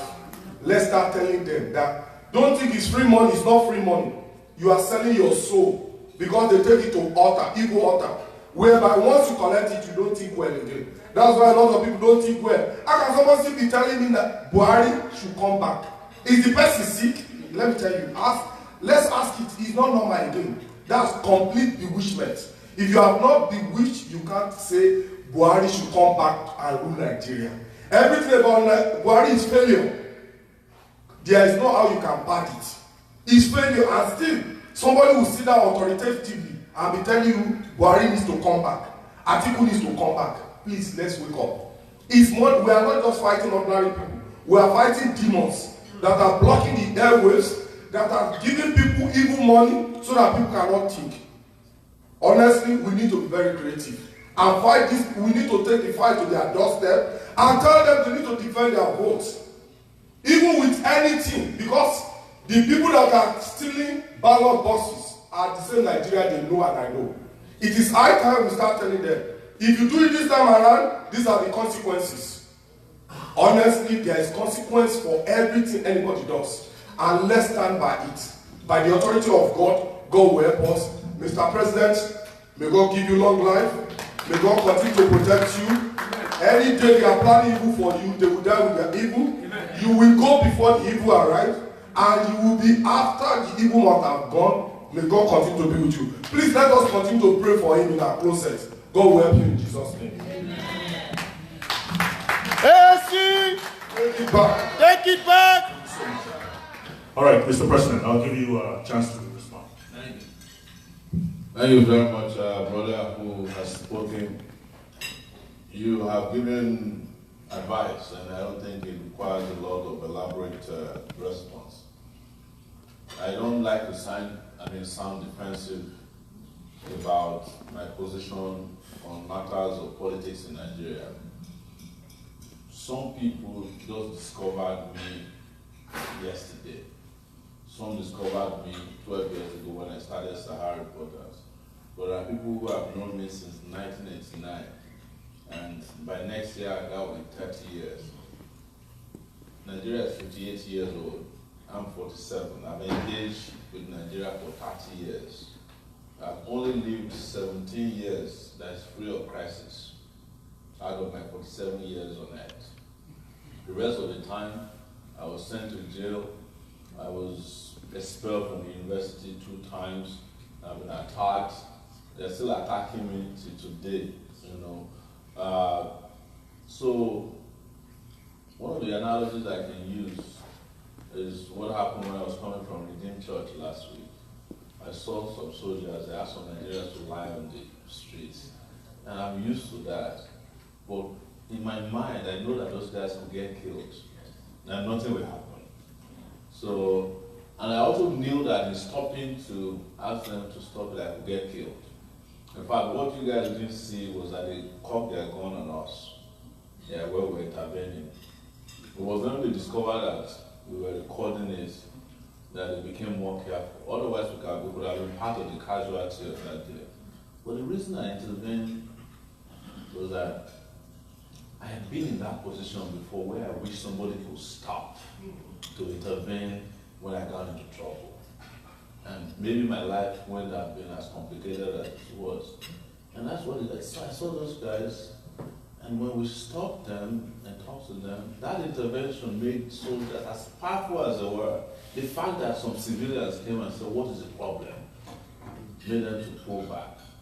And when I asked for their commander and introduced myself, he knew right there that I was in trouble. Even though I have no authority, but he knew that at least there's some kind of public discourse, regarding their conduct. And I asked him, why do you ask broke people to lie on the floor? If you are acting as law enforcement agents, you can handcuff them or ask the police to take over. The reason I'm using that is how I've always been. I take very risky positions because I believe so much in Nigeria. I believe so much in Nigeria. I spent 19 years in this country. I've never applied for citizenship before. It's as if I'm born to suffer. Yes, because so many places that I could travel to today, I can't because I need to still carry my Nigerian passport to go and get a visa. If I had an American passport, I can travel everywhere and anywhere I want to. But that's how I remind myself of the need to build Nigeria out. Honestly, when I see the way they tolerated Obama, I pity anybody who still feels that America is the end of the world. Even your citizenship can be revoked. In fact, if it wasn't for the media, which is very important in this country, there are some things that Trump would have done that would have left everybody wondering where they are. And Tillerson, who used to be his Secretary of State, said it today, that the man has a knack for doing illegal things. You know, he was let's do this, was like, okay, you know, this is illegal, you know. So, but the conversation here tonight is not about America or Trump, it's about Nigeria. So I have always been a principled person when it comes to intervening in Nigeria. When I say to people that I did not support Buhari, most people will not believe because it's an emotional issue for a lot of people. What happened in 2014 and 15, it's as a result of the anger you have today. I had supported, without knowing him, Jonathan, to be president when they were lying to him that Yar'Adua was coming back to life. And I was so disappointed, just like you are today, that Jonathan filtered away all the opportunities and made sure that everything I did was to expose that hypocrisy of his governance or the corruption in it. That Buhari capitalized on it wasn't my problem. And as soon as Buhari came to power, probably if you look at all the scandals that came out of the Buhari government that delegitimized the government today, it came also from us. That's how I've always been. It's the reason I use the case study of the army to justify it. But you're right. Our issue now is how do we convince people at home not to walk themselves back into Egypt? Yes. We use this religious analogy that when the Israelites were supposed to leave Egypt into freedom, they were supposed to spend 40 days. But because of their stupidity, they spent 40 years in the wilderness. It's the same thing, the word for is confronting us now. We're supposed to spend 4 years in the wilderness of Buhari. But if we are not careful, our stupidity will lead us to spend another 40 years in captivity. And the captivity is going to come from Buhari, it's going to come from Atiku. It doesn't matter who you choose between these guys. It's coming to, and it's part of the reason why I cannot stand some of our leaders, including the Afenifere leaders. I fought one of them last week in Lagos. Came to an event I was attending and said, oh, you should be able. I said, you have already chosen your candidate, Nababa. Atiku is your candidate. Don't stop us. He walked out of the meeting. These are the people who are asking for restructuring. And after asking for restructuring for 4 years, we now settle with Atiku. Is Atiku going to restructure Nigeria? It's not possible. They don't even believe. In fact, just to know that there is no restructuring in his agenda, when he was speaking in the North, in his 2 campaigns, he never mentioned the word restructuring. It was when he came to Ibadan, where he saw the land disease, as far as is concerned, he started talking about restructuring. Because all of it is designed to fool people. We are talking about restructuring, we are not talking about their own type of restructuring. We are talking about the restructuring of the future. And there's no restructuring that can happen in Nigeria without having the right kind of constitution in place. The first thing you do with restructuring in Nigeria is to cancel the nonsense constitution they have now. This 99 constitution created by the military. With that constitution in your hand, you are not going to be able to restructure anything. It's a document that is an impediment to progress and human freedom in Nigeria. After that, we can restructure Nigeria in whatever way we want, but we even restructure Nigeria in the direction we need.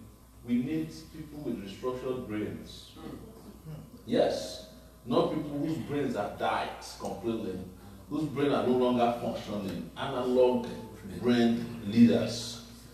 So, thank you so much for this. And those who are hearing us, they heard you loud and clear.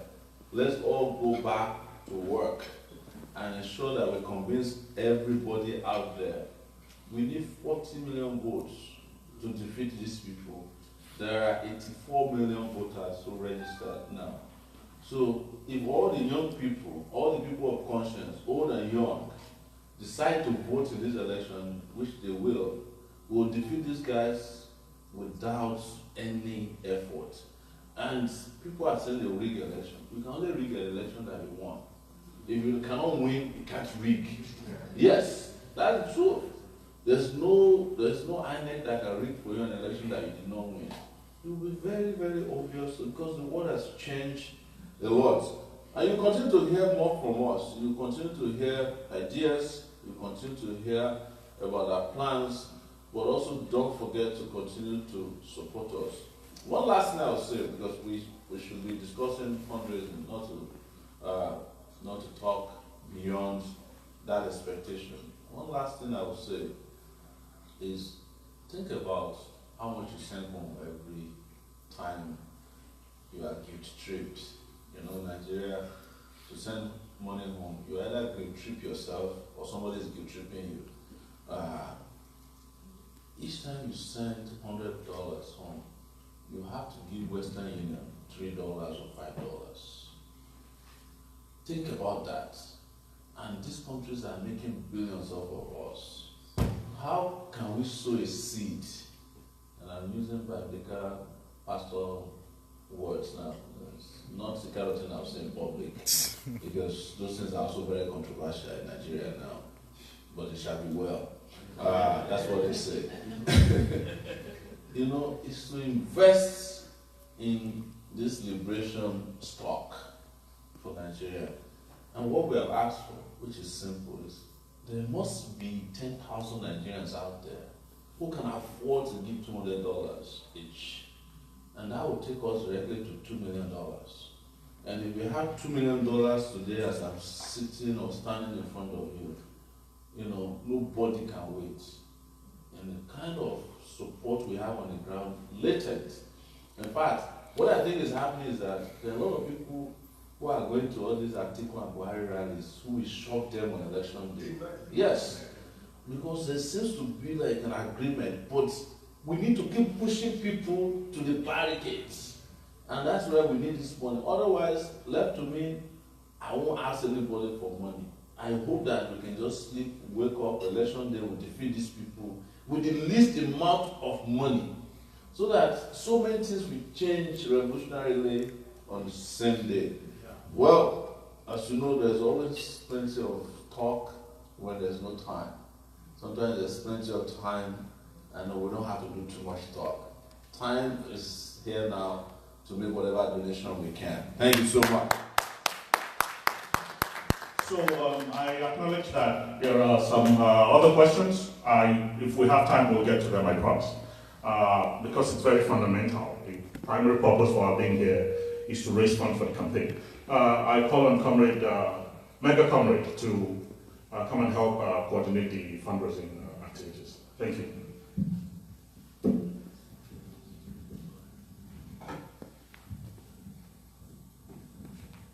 Oh, by the way, while he's walking here, I'll drop another trooper. Yeah, no, come on. So remember my human let's really stop it. So remember the Human Development Index I talked about earlier, about life expectancy. The life expectancy of the average Nigerian now is 53 years old. Nigeria became independent in 1960. So if Nigeria were a human being, Nigeria would be dead by now. That is very sad. All right, Comrade Edward, thank you so much. Yeah, God bless everyone. Thank you for coming once again. This is Mega Comrade. I don't know where I'm going to start. Is that I will start from myself. We are here today because we want to take back our country. Are we ready to take back Nigeria? Yes. Are we ready? Yes. Yeah. I have my big brother here. Later on, your question will be answered, sir. God bless you. So, we are going to start. Do we have to wait for our comrade or we'll just go ahead? Okay. Thank you. On behalf of the entire member of TRB and AAC, I've been given an opportunity to invite Sister Kemi.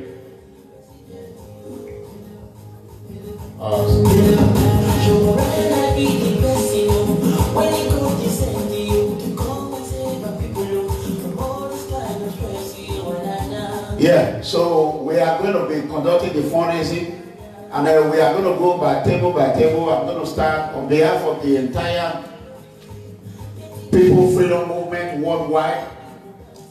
Charity begins at home. So I think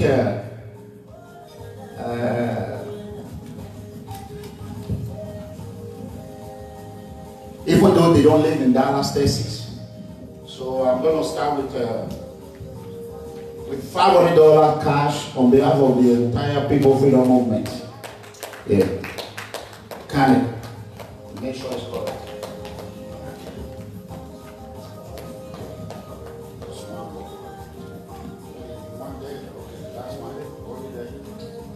So we're gonna move to the high table, Mr. Dale.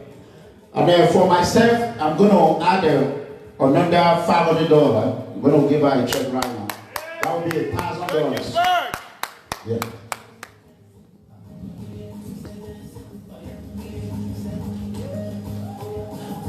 Okay, go ahead. I'm gonna.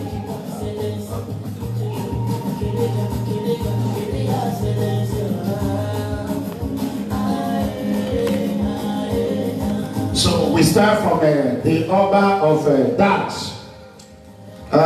Sir.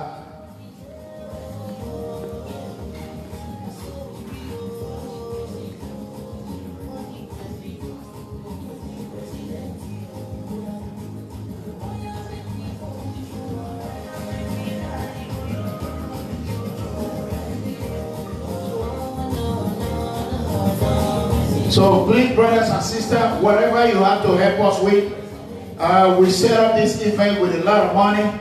We spent about $10,000. You can see food over there. You can all you can eat. You want to take it home, you can take it home.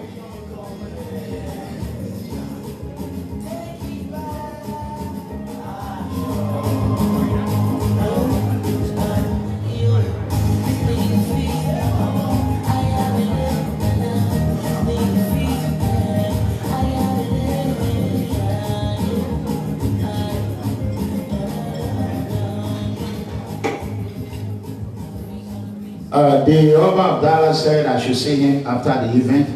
So we're going to move to Roman.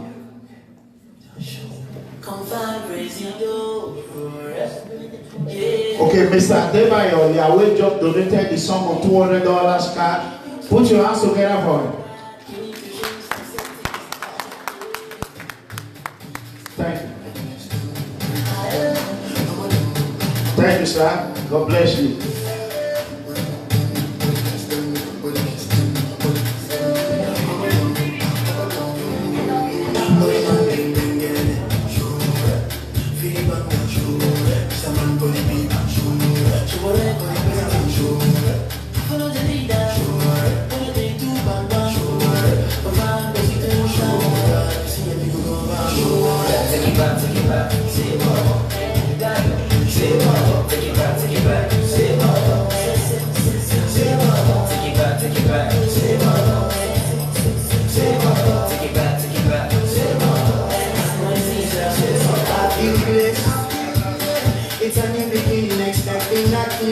Another donation, Tokwe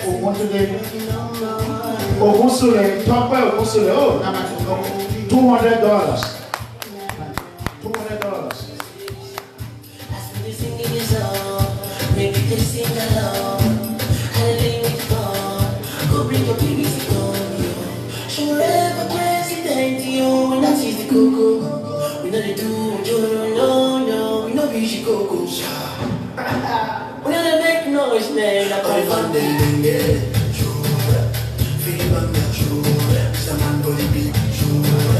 And I want to let everyone know we have a credit card machine that if you want to do with credit card, we can do it. She's a professional. Yeah. Whatever you can do. Then after that, we have the dance. Then we have questions. Then we start again. Let's do it. The men at this table today are the men that matter. May the Lord Almighty bless you. Show for Presido, this one don't be a chop and go. Atide, Ashebere. Say, Bobo, that in we want for the show. For the man, feel on the true. Someone for the people, true. Follow the leader, follow the two baba, Baba, baby, do take it back, say, Bobo. Take it back, say what? Down. Say what? Take it back, say what? Down. Say what? Take it back, say what?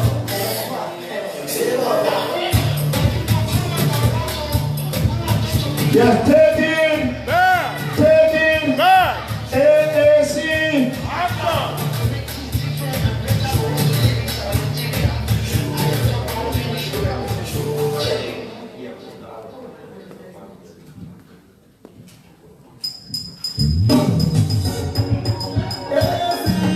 Our brother, Honorable William Billy Kenega, right? God bless you, sir. Put your hands together for him. AAC. He just donated the sum of $1,000 US. Yeah, God bless you, sir. Thank you so much. $1,000 US. I told you, I said there are people that are here today. They will shake the table. This is our candidate for Imo State Governor. Our sister and her husband came all the way from about 4-5 hours. Thank you for coming. So, God bless you. We have another $250. Take it back. We are heading to the next table. Yes. God bless you, sir.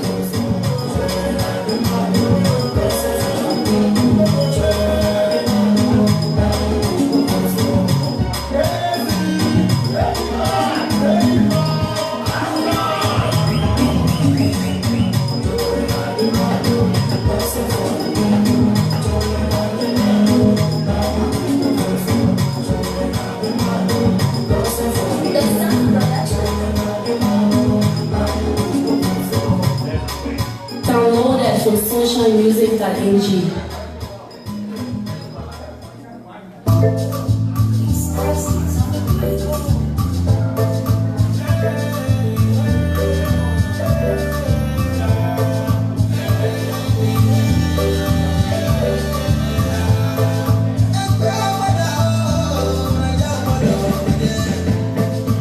Another donation.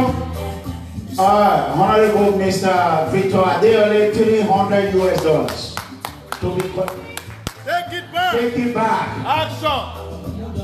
Can we move to the next table? God bless you, sir. Thank you. Make them know. Yes, brothers and sisters, it's about time, we got to support our leader. Yes, we are in the high table. Akata.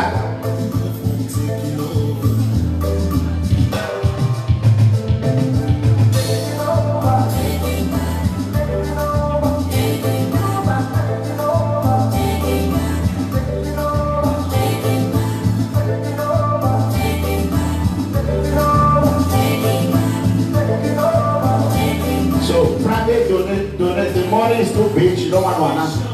So let's go to the next level.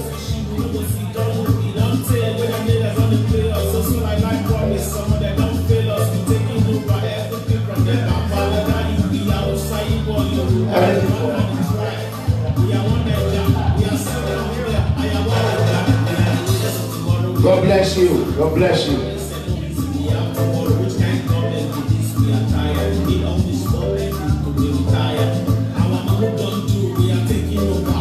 Yeah, we got to do it, taking it back, we got to do it with money, It's not easy, we don't have those up. Thank you, it's ready to destroy the credit card. Money time,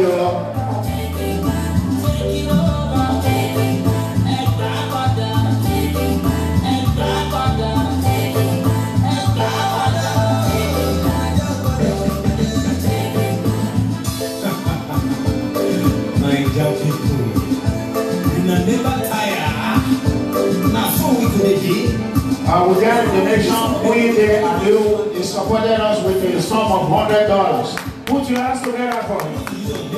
Take it back. We will just put our hands and do them. They are not tired. Right, the people wake up. Now someone go to day. How are you? They come on, they don't come on, they go South Africa. Some they go Libya. They just die anyhow. The other hand, they don't say slaves swallow money. What you want to say is swallow money. That one I'm calling you. Oh, take by the government. I beg you. Come on, come on. Oh, take a government. Now we get the government now.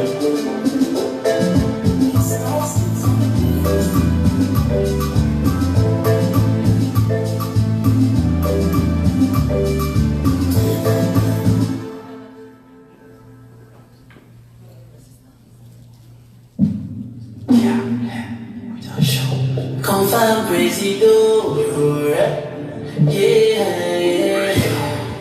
No time again, yo, everyone here with you. Take it back, you need to change some settings, yeah. So, brothers and sisters, as you know, this morning you are about to give out today. That is how we will defeat PDP and APC. We need materials. We need flyers.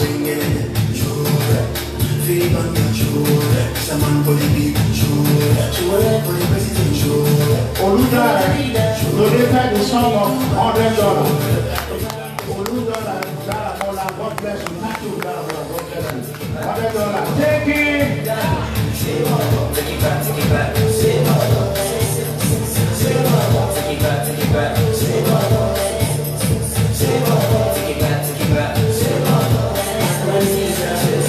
Yeah, we need money to do our flyers. We don't have no vehicles. As you know, we're all going to do it together. One man cannot do it. I need somebody to throw up $5,000 right now. And somebody challenge us. As we sing in the song, maybe they sing along. And then we go bring your babies home. She don't want to announce the money. We know the do no, we know we should go. We know the make noise, man. I can't find them. Feel bad, someone for the beat, for the president, follow the leader, follow the do,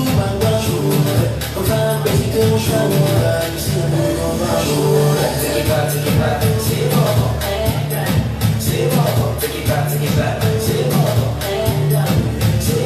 take it back, take it back.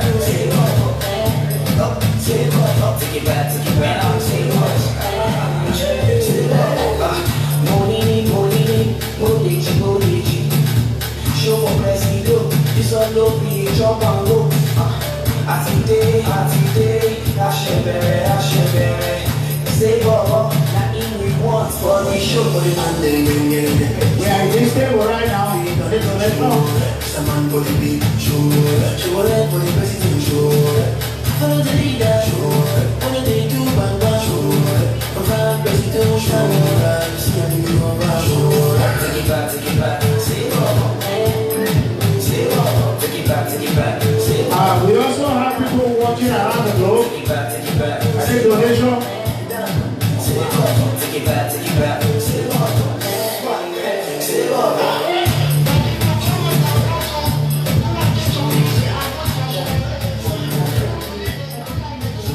Adekule Gojo donated the sum of. You are good. The great Adekoju have just given me a golden dollar, $150 US. Cash. Sure, take it back. Yes. So table by table, the executive table. I thought 9 bad. Evil 50.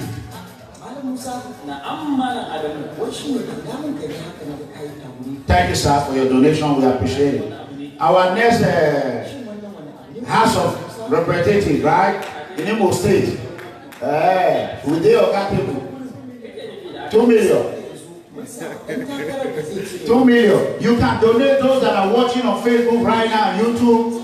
All my supporters, you see PFM just dropped $1,000. All the PFM around the world, we want to make this money. We need $20,000. Go ahead and donate directly to the account. Mega Congress says so. Donate, donate, donate, donate. We need flyers. There's no flyer in Imo State, in Edo State. We need it. With this money, we can defeat Atiku. We can defeat Muhammad Buhari. We can defeat anybody. You know what I'm saying? Yeah, we need shirt, we need cap, we need everything. We need caravan. Come with Omoyele Sowore caravan. Akataka. Yeah, God bless you, Pastor. We are here with the man of God. Praise Jesus. Can you all praise the Lord? Hallelujah. It's God time, you know. Our Lord never fails. I have a God who never fails. Pastor. Pastor is going to look for a big check. Let's go to the next brother. He's looking for a check. I got a pen, Pastor.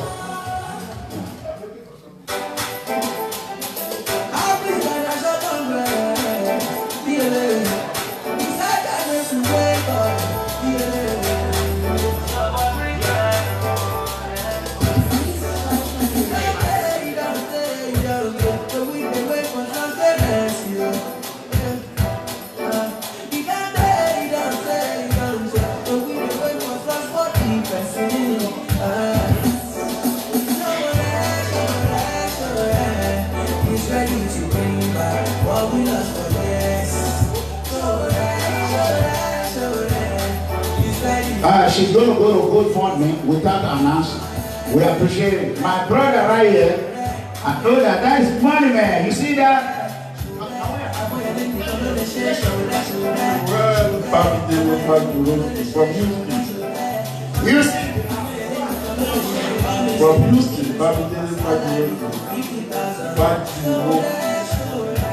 The sum of $200 US cash.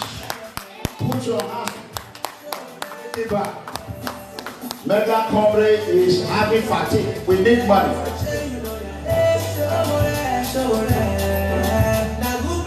You know, brothers and sisters, we need this money. We have to have the shirt. We have to have cap. It's not quantity but quality. Yes. We are in the VIP table. The equator to how very kind. Yeah.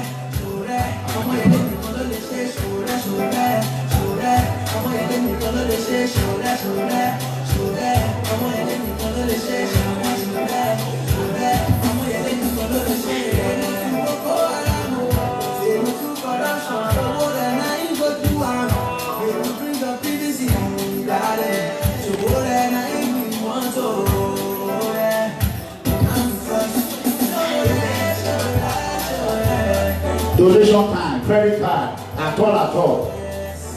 Even though na cap money, I know, but today na fundraising, my brother. Okay, put your hands together for him. $50 US. Put your hands together for him. Take it back. $50 US. So, brothers and sisters, as you can see, we are in the first round of our donation. If you are watching from YouTube or Facebook, we want you to go and donate direct to Omoyele Sowore campaign account. Directly. Thank you so much.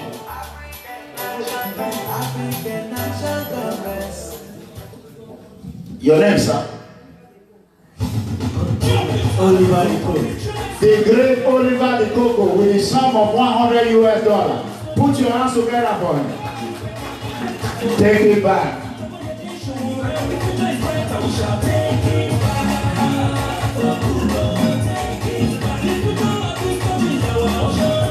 You know, Omoyele Sowore, he raised with, you know, everybody's watching, the whole world is watching, everything is transparent.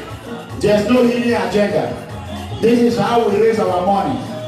You know, these men have been traveling for more than 4, 5, 7 months now with no stop. Let us support him with whatever we have. We have it.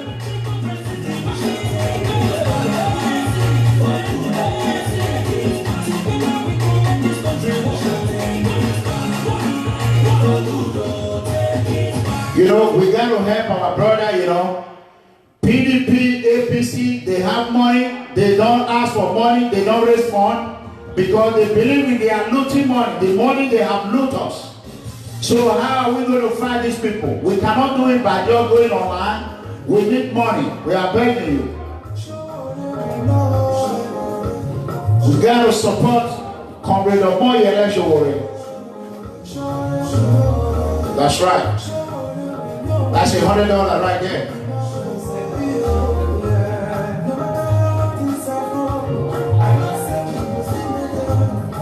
I have the offer of Dallas, who just called me. I think he's willing to donate some vehicle.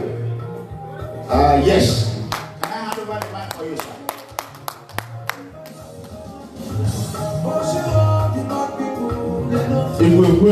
Hey!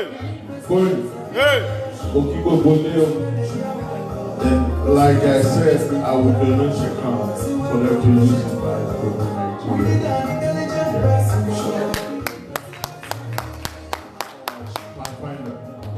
He just donated a Pathfinder in Lagos, so we're going to get the information as soon as, right, they can pick it up tomorrow. While we are here, as soon as the campaign finish, they will return the Pathfinder back to him. Right? Yes. God bless you. So we get a Pathfinder vehicle donation. Thank you so much. Someone should put it down. So with that being said, we have to go to dance now for now. Before we ask questions, before the next fundraising. We have yes. Put your hands together for everyone that is here. We have our musical superstar here.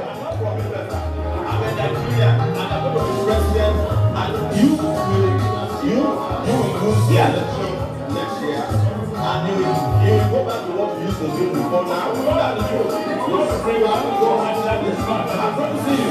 I told God, if you still want to help us, right now we are not even gone to nowhere.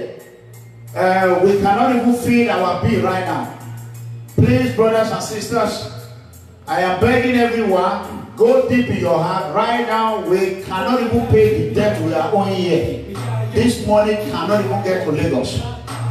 So what we have right now is just, let me say, a peanut to the debt we are owing. So if anyone want to help us, we will appreciate it. And we are ready for anyone that want to call us. Go deep down to your heart. It don't matter whatever you want to bring. 500, 300, 200, we will appreciate it. Can I get a call for somebody? Call back that comment. Okay, so while we're doing that, can we have a little bit of dance? This is one question.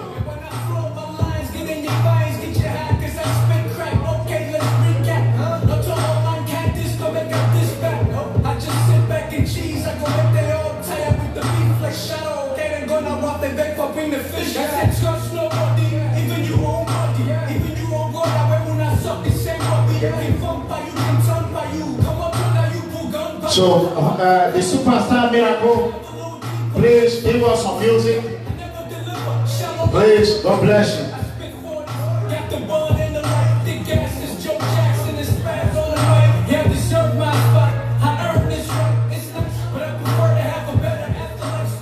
So, those that are watching on Facebook and YouTube, this is Mega Comrade.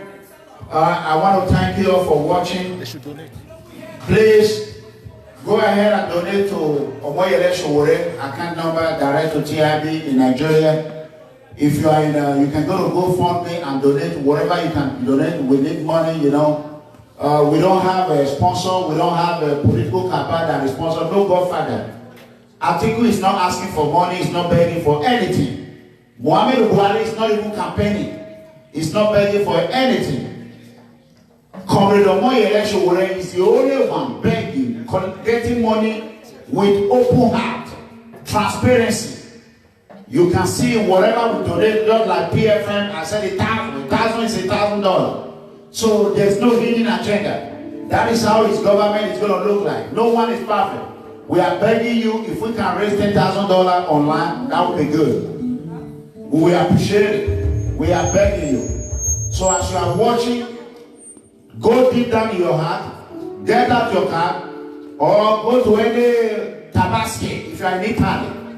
Just go ahead and transfer money to Omoyele Sowore account. The account is pinned right there. You can see it. You don't need to write anything. Get the account number. Go there. If you are in UK, all my fans, all TRB follower across the world, please go ahead and do this. With your donation, we'll shake the cabal. Yeah, that's right. With your donation, we're going to shake the whole entire Nigeria. Yes. We do not want our president to go back to Nigeria and still be, we need t-shirt. We need cap. Even the security team, we need shoes. We need cell phones, whatever you have. We need vehicles, cars, for campaign. So thank you so much. That being said, you ready? Thank you so much. We need donation. We need money. Mega Congress, it's all about the money. So I trust my people. I want to thank the members of People Freedom Movement. Thank you for your 1,000 donation. We appreciate it. Thank you. So we need more money. Put your hands together for me. It's not easy. Thank you, Mr. President. So let's have a good time. Then we ask questions. A lot of people want to ask questions. Then we go to the second round. Me, myself, I will still donate. So thank you. God bless you.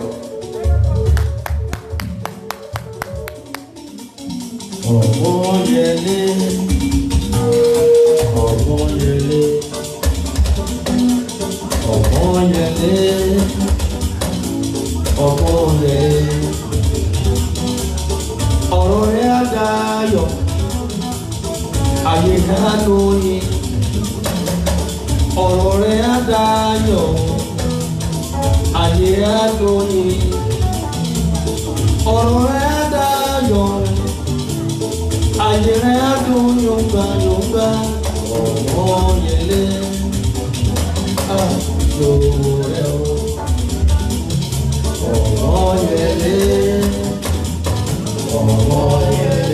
Omoyele mi Sowore, AAC. Ọ̀rọ̀ rẹ̀ á dayọ̀, ayé rẹ̀ á lóyìn. Ọ̀rọ̀ rẹ̀ á dayọ̀, ayé rẹ̀ á lóyìn. Ọ̀rọ̀ rẹ̀ á dayọ̀, ayé rẹ̀ á dùn yọ̀ngbà. Omoyele.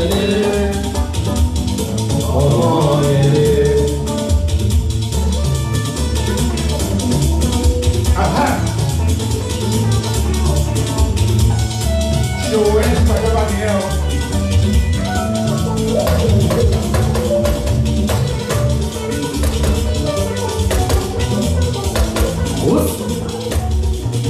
Ẹ̀gbọ́n, òṣùpá mo ń bá ní ìní o. Náà bá ti di òun Sowore, wọ́n máa bà kò ní mọ́ láti sọ owó lọ́wọ́ mi.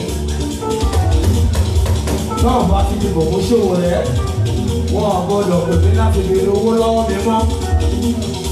Sowore mọ̀ sí 2019. Sowore mọ̀ sí in 2019. Omoyele Sowore, Omoyele. But I know after the rain they play the blues, the blues. It's a problem. After the rain they play the blues. Make you do what I do. Make you do what I do. Enjoy yourself, oh baby boo. Even your boo gets a boo. Ha! Shed the gun and shed the goose. Everybody wanna prove. Everybody wanna prove. As far as the money they pay, still be your pump and pay no. Smarty, smarty, smarty, smarty. Smarty, jaja, smarty, jaja. Everybody wanna prove. As far as the money they pay, still be your pump and pay no. Akasaka, one. No, no, no, no, okay, never. Akasaka, one. No, no, no, no, never. Make a comrade. It's only kilo. It's only kilo.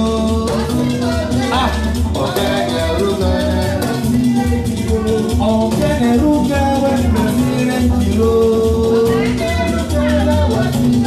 Akasakawa, maka meka tomre, kiwamino. Ha, osile kilo.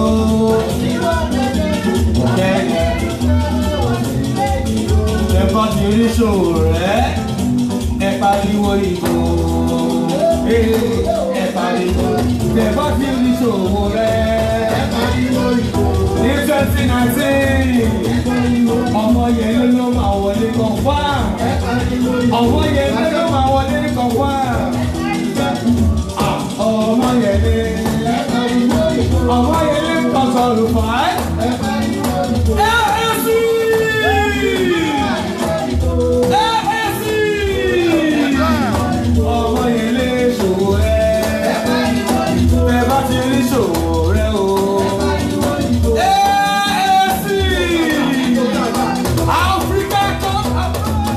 Africa Action Congress! Ẹ bá ti rí Sowore.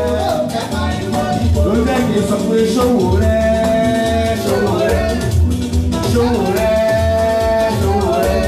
Come and take it Nigeria. What? Take it back in Nigeria. What? Ẹ lọ gbẹgbẹ gbogbo gbẹ gbogbo gbẹ.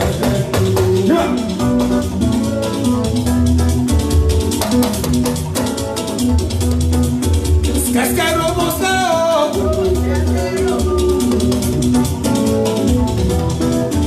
Qu'est-ce qu'elle repose là? Et voilà, lo lo lo lo lo lo lo lo.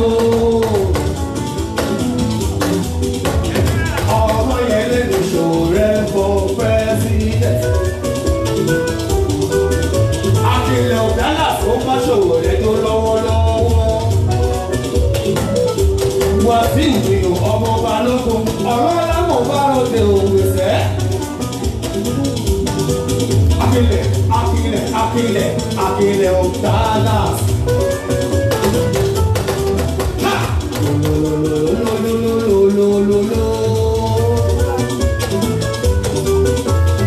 Akẹ́mi ọ̀rọ̀ lámọ̀ bá ròde. Sowore, wọ́n ọ̀yà ẹ̀rẹ̀ tẹ̀ bá rí tó fẹ́ máa lójú kókó. Ẹ̀bà lọ́lọ́lọ́lọ́. Ha ẹ̀rẹ̀ tẹ̀ bá rí tó fẹ́ máa lójú kókó. Lọ́jọ́ sí Sowore ó lọ sí Fresh FM nìbàdàn. Àwọn abínú wọn wá wò dànù. Wọ́n wo Fresh FM wọ́n wò yẹn dànù nítorí Sowore àbí. Síbẹ̀síbẹ̀ Sowore ò lọ sílẹ̀ ó lọ sókè sókè ní o. Ó ní pé ẹ̀dẹ̀ tẹ̀ bá rí tó fẹ́ máa lójú kókó. Ha! Wọ́n ní rẹ́kù, ó gbé súnra ká. Àníkó gbọ́ ní rẹ́kù wọ́n dà, ó gbé súnra ká. Ha! Kò jẹ́ kí inú mi lọ́kọ̀ padà wọ̀. Orí mi rẹ́kù yìí dùn lórí lọ. Orí mi rẹ́kù yìí dùn o. Ó dùn orí mi rẹ́kù dùn láàbò. Orí mi rẹ́kù dùn. Ó dà lọ súnmọ́ wíwá tó ní mi. Kẹ́kọ̀ọ́ máa tó lọ.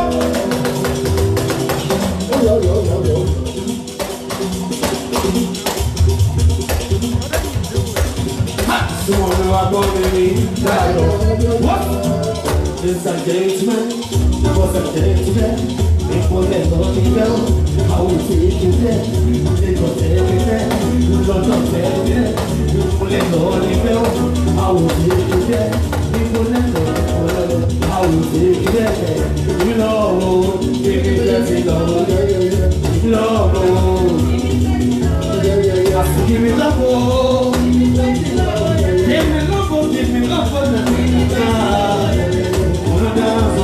watch me weather. When that's all, watch me weather. It's your friend who does you. It's your friend who does you. We go dance and shake body. Everybody come and shake body. Everybody come and shake body. Àgbàlagbà sọmọdé come and shake body. Ah, ìtòkè kò lélẹ̀ yìí. Ah, ìtòkè kò lélẹ̀ yìí. Àbísẹ́ ìtòkè kò lélẹ̀ yìí. Ó dáná ọ̀dọ́ wálé, àwọn tó náwó, àwọn tó nọ́lá, àwọn tó lálàáfíà. Àwọn tó náwó, àwọn tó nọ́lá, àwọn tó lálàáfíà. Àwọn máa ṣàyè ìgbẹ́ àwọn tó lẹ́yìn àwọn tí wọ́n ti lọ. Àwọn máa ṣàyè ẹ̀yìn lẹ́wọ̀n. Àwọn tó lẹ́yìn àwọn tí wọ́n ti lọ. Ibi ni wọ́n ní yọ. Bí kò yẹ lẹ́wọ̀n. Ọdún ìbí jákèjádé náà. Láti sọ bàbá ìmọ̀ ní yọ. Yìí ní ìmọ̀ ní yọ.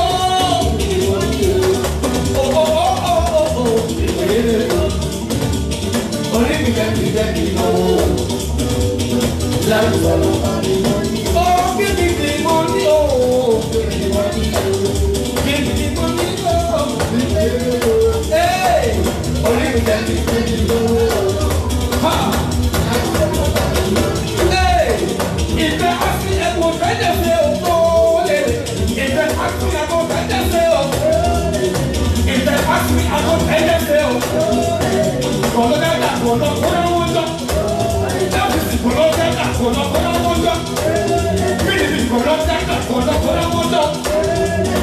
If they ask me, I go try to say,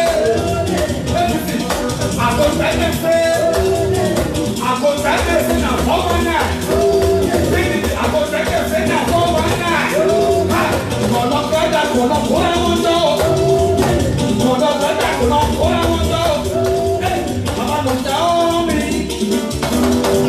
Papa no saw me. Papa no saw me.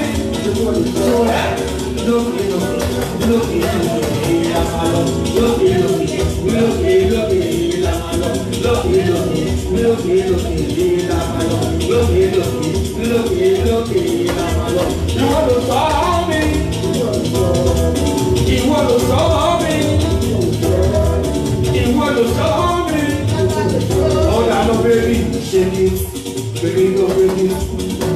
If you know my man, I want to baby. Baby, go baby. If you know my man, I want to baby. Oh yeah, don't stop, don't stop, don't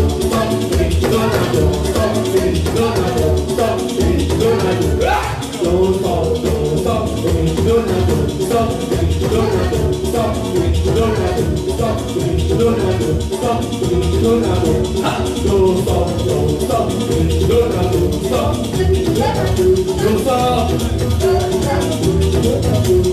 don't stop, bí mo ṣe ṣe lè fi ó lè yí ó náà wọ̀ tó lóyún.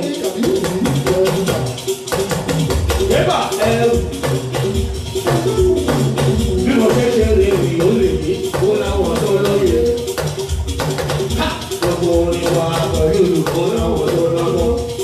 Àpilẹ̀ gbogbo orin wa pẹ̀lú olùkó náà wọ̀ tó lọ́wọ́. Bọ́mọdé ṣe ètò làgbàdo ohun tó lóyún. Bọ́mọdé ṣe ètò làgbàdo ohun tó lóyún. Kò gbọ́dọ̀ ríro kò gba wàhálà wọ́n tó bára wà. Kò gbọ́dọ̀ ríro kò gba wàhálà wọ́n tó bára wà. Ṣùgbọ́n ọ̀tá ń sáré kó má fà wá kú wọn. Àwa náà sáré kí kọ́ta má yọ ni. Ọ̀tá ń sáré kó má fà wá kú wọn. Àwa náà sáré.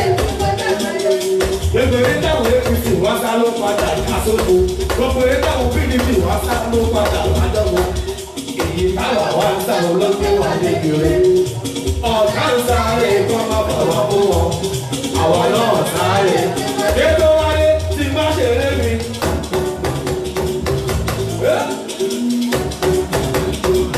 Tí má ṣe ré mi. Tí má ṣe ré mi o. Tí má ṣe ré mi. Tí má ṣe ré mi o. Wọ́n kọ̀ bí wa. APC wọ́n kọ̀ bí wa. PDP wọ́n kọ̀ bí wa. Ohun tá a bá ti sọ, òun náà sọ. Ráàkà bá ti sí, òun náà ń jíwò. Ráàkà bá ti sílẹ̀, òun náà ń jíwò. Lọ́jọ́ sí, dàsọ pé túfẹ̀, òun ni wọ́n ní pé túfẹ̀, òun ni wọ́n ti sá ìyẹn lọ́jọ́ yẹn. Kọ̀bí yẹn, kọ̀bí yẹn, kọ̀bí yẹn, àní oṣù ló ṣe, àní kọ̀bí yẹn o, oṣù ló ṣe, kò má lè tèmi lẹ́nu, èmi lọ́gbọ́n lè mi. Ìwálé ìwé gbọ́gbọ́n lè mi. Èmi gbọ́gbọ́n lè mi. Appreciation, mo dúpẹ́, onígbùrọ̀ rẹ̀ bàbá kan fẹ́ lóga. AAC.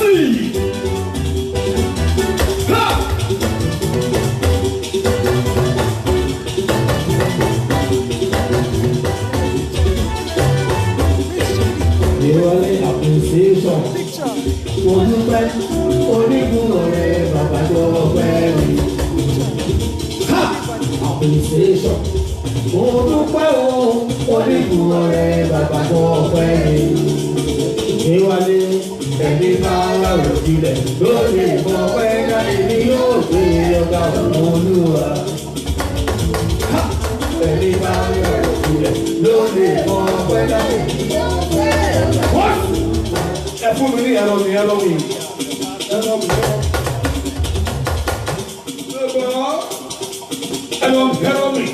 Ìrọ̀lọ́bẹ̀ máa dé.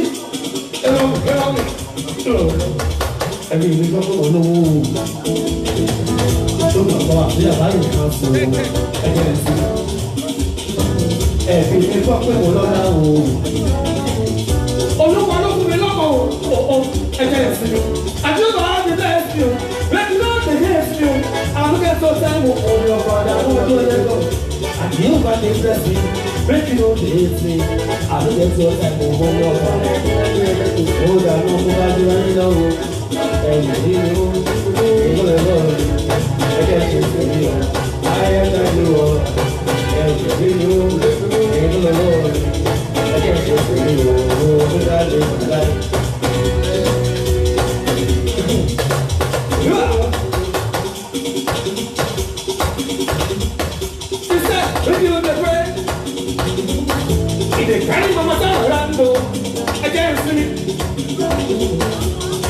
Make you the work, in the kind of this around a dancing, a jumper, the blessing, make you know the history. I look at your time of one of my dad, one of them. Only one of the best, make you know the history. I do want the best you go. Oh, I know it like that, somebody go see. Tó bá dìbò AAC, àdísẹ́ èrè náà jẹ́ o, wà á dìbò rẹpẹtẹ, àdísẹ́ èrè náà jẹ́ o, tó bá dìbò AAC, tó bá dìbò AAC, ó sọ pé òfò ni ó ṣe, òfò ni ó ṣe. Òfò ni ó ṣe wò tó bá lọ dìbò APC, tó bá lọ dìbò PDP, tó bá lọ dìbò APC, tó bá lọ dìbò PDP. Ṣé wàá lé èrè káàkẹ́?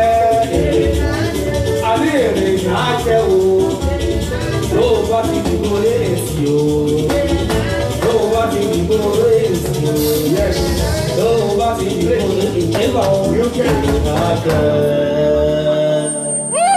Yes. Please, everyone, you want to eat, go ahead and get your second round of food. I want everyone to go ahead and get the second round of food. They are about to pack up the food. While we're going to, before we start any other thing, please, you want to eat some more food, go ahead and get some more food. Noise is too much. Yeah. Please go ahead and get food. You know, we're going to have the president to sit down so that we can go ahead on the next round. Please. Please understand the party is not over yet. Yeah. Can you lower them something you can take it? Okay. Sandwich.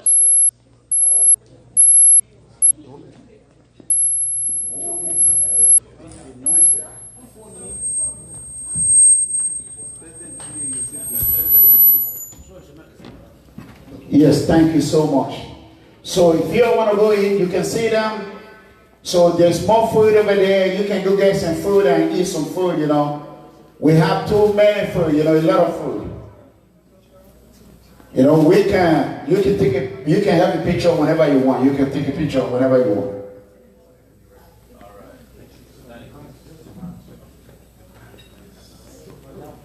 Yeah, thank you so much. And then while you are eating,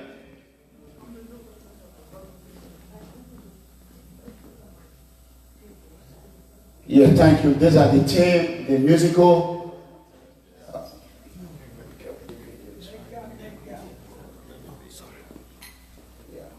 So God bless you.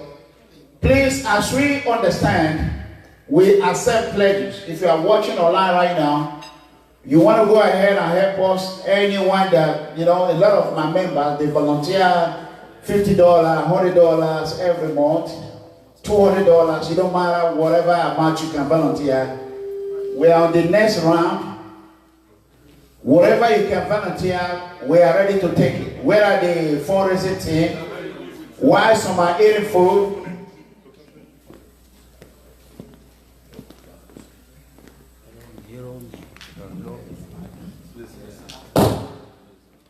Yes.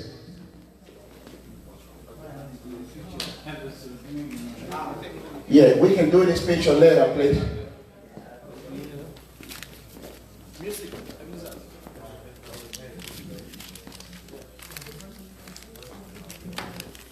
God bless you. So, thank you so much, Mr. President. You can see he's been traveling around. No, not right now. He's been traveling around the whole world by himself. You know, it's not easy, you know. When I travel to Europe all the time, I get tired, pass through security, go to another country, security, it's not easy. So we need to feed for him, you know, it's not easy, I know how it is. So please, if we have anyone who want to make pledges, thank you so much, sir. We have some food, sir, take it away, if you want, you can get some. You know, there's food everywhere. We are here if you want to be.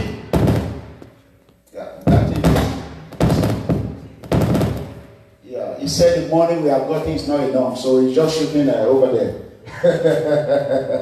So, please, brothers and sisters, I am going to give you time. The fundraising team can go around. Whoever want to make pledges, please, if you are online watching Mega Comrade right now, and you want to donate T-shirt, you want to pay for a hat or a cap, please acknowledge. You know, give us your number and let us know whatever you want to donate. We will appreciate it. You know, Atiku Abubakar is not doing this. Nobody is doing this but us. You know what I'm saying? He cannot do it by himself. You know, God has given him energy. He goes around the whole world without getting tired. The little we can do, we should do our own. He's doing his own. I'm doing my own. You know, by the power of God, when he becomes the president of Nigeria, in the name of Allah, by next year, you're going to see, whenever he's coming to Dallas, a lot of people, they're going to be fighting at the gate. You know what I mean? They're going to be fighting.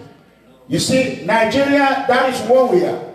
A lot of us, we don't want to work.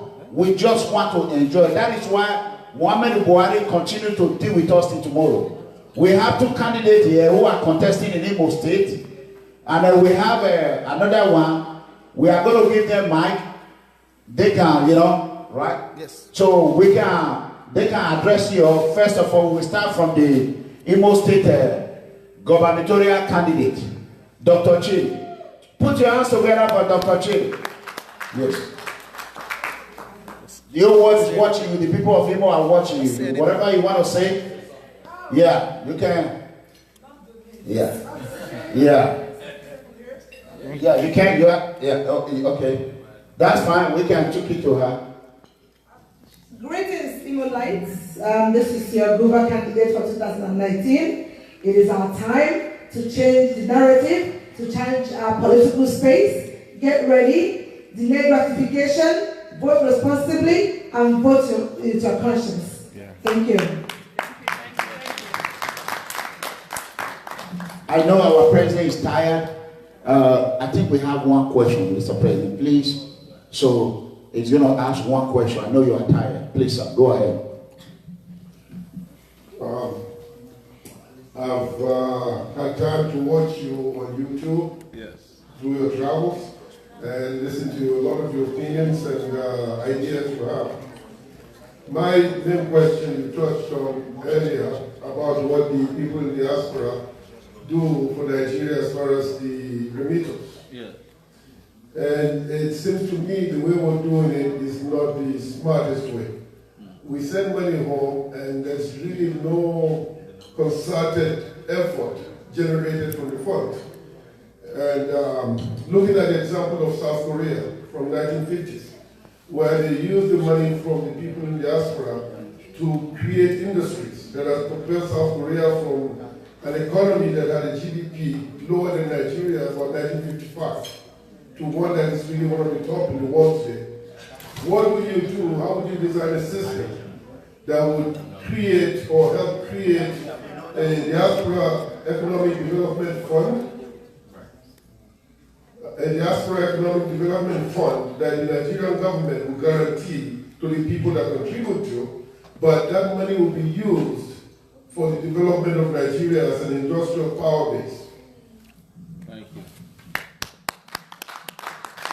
Thank you so much. That's such a wonderful question. Very wonderful question. So for the diaspora funds that are coming into Nigeria, one is to be transparent and account for it. You know, I will create a diaspora bank, actually, pretty much. If you want to call it a bank, we can call it but nothing, you know, I hate using the superstructure of another bank, in which every dime that comes into Nigeria from the diaspora is accounted for, first and foremost. Secondly, is to also create a structure where people in diaspora who want to hire and pay workers can also pay taxes to the federal government directly, which they don't do now. If you hire anybody, you just pay them through Western Union, nobody's accounting for that. So that not only are you paying or paying taxes to the government, you're also creating a social security structure in the country.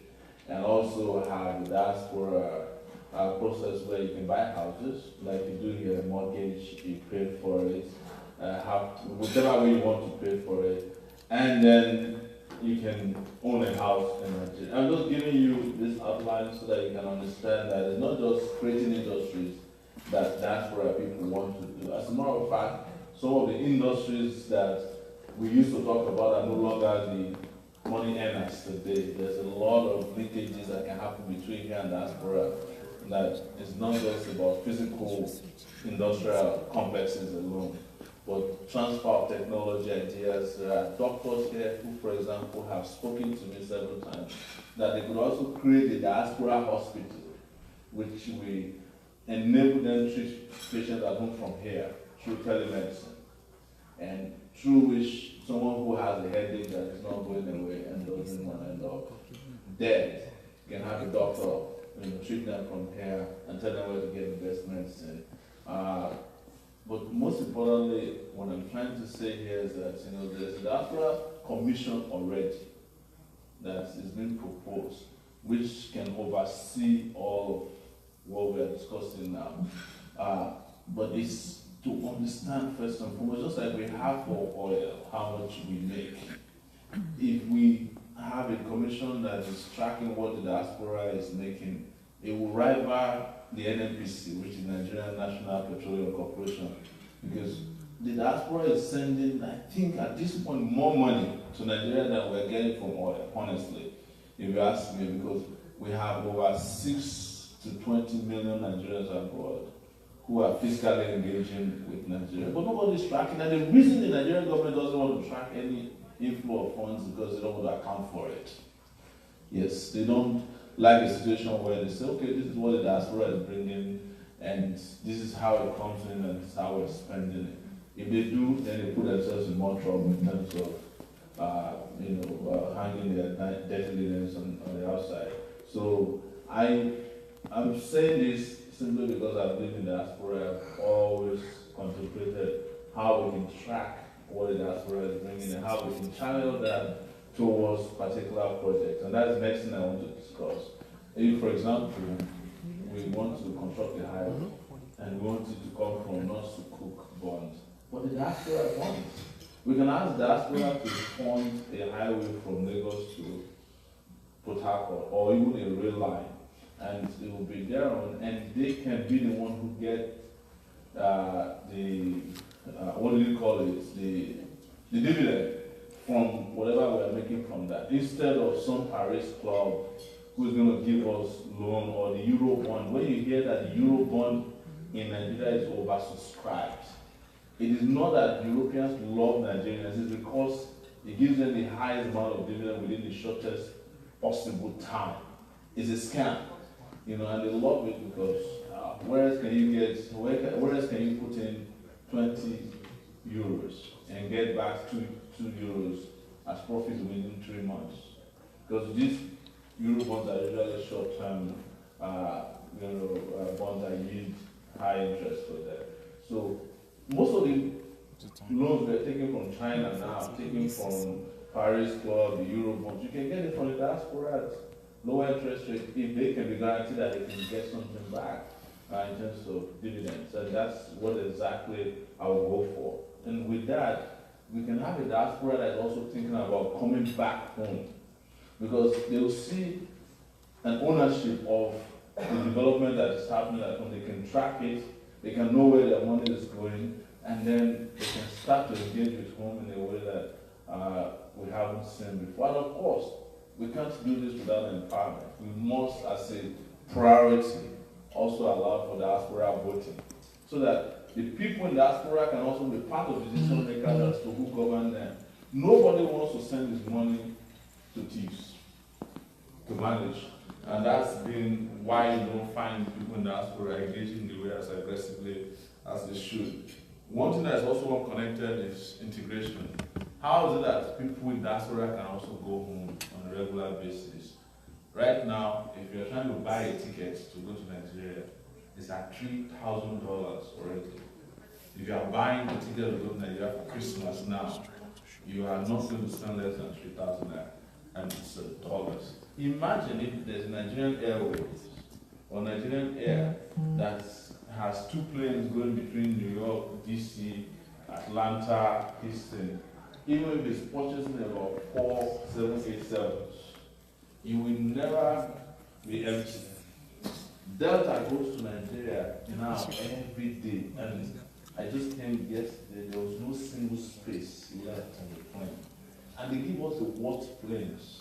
It's always the oldest one that's about to fall apart that goes to Nigeria.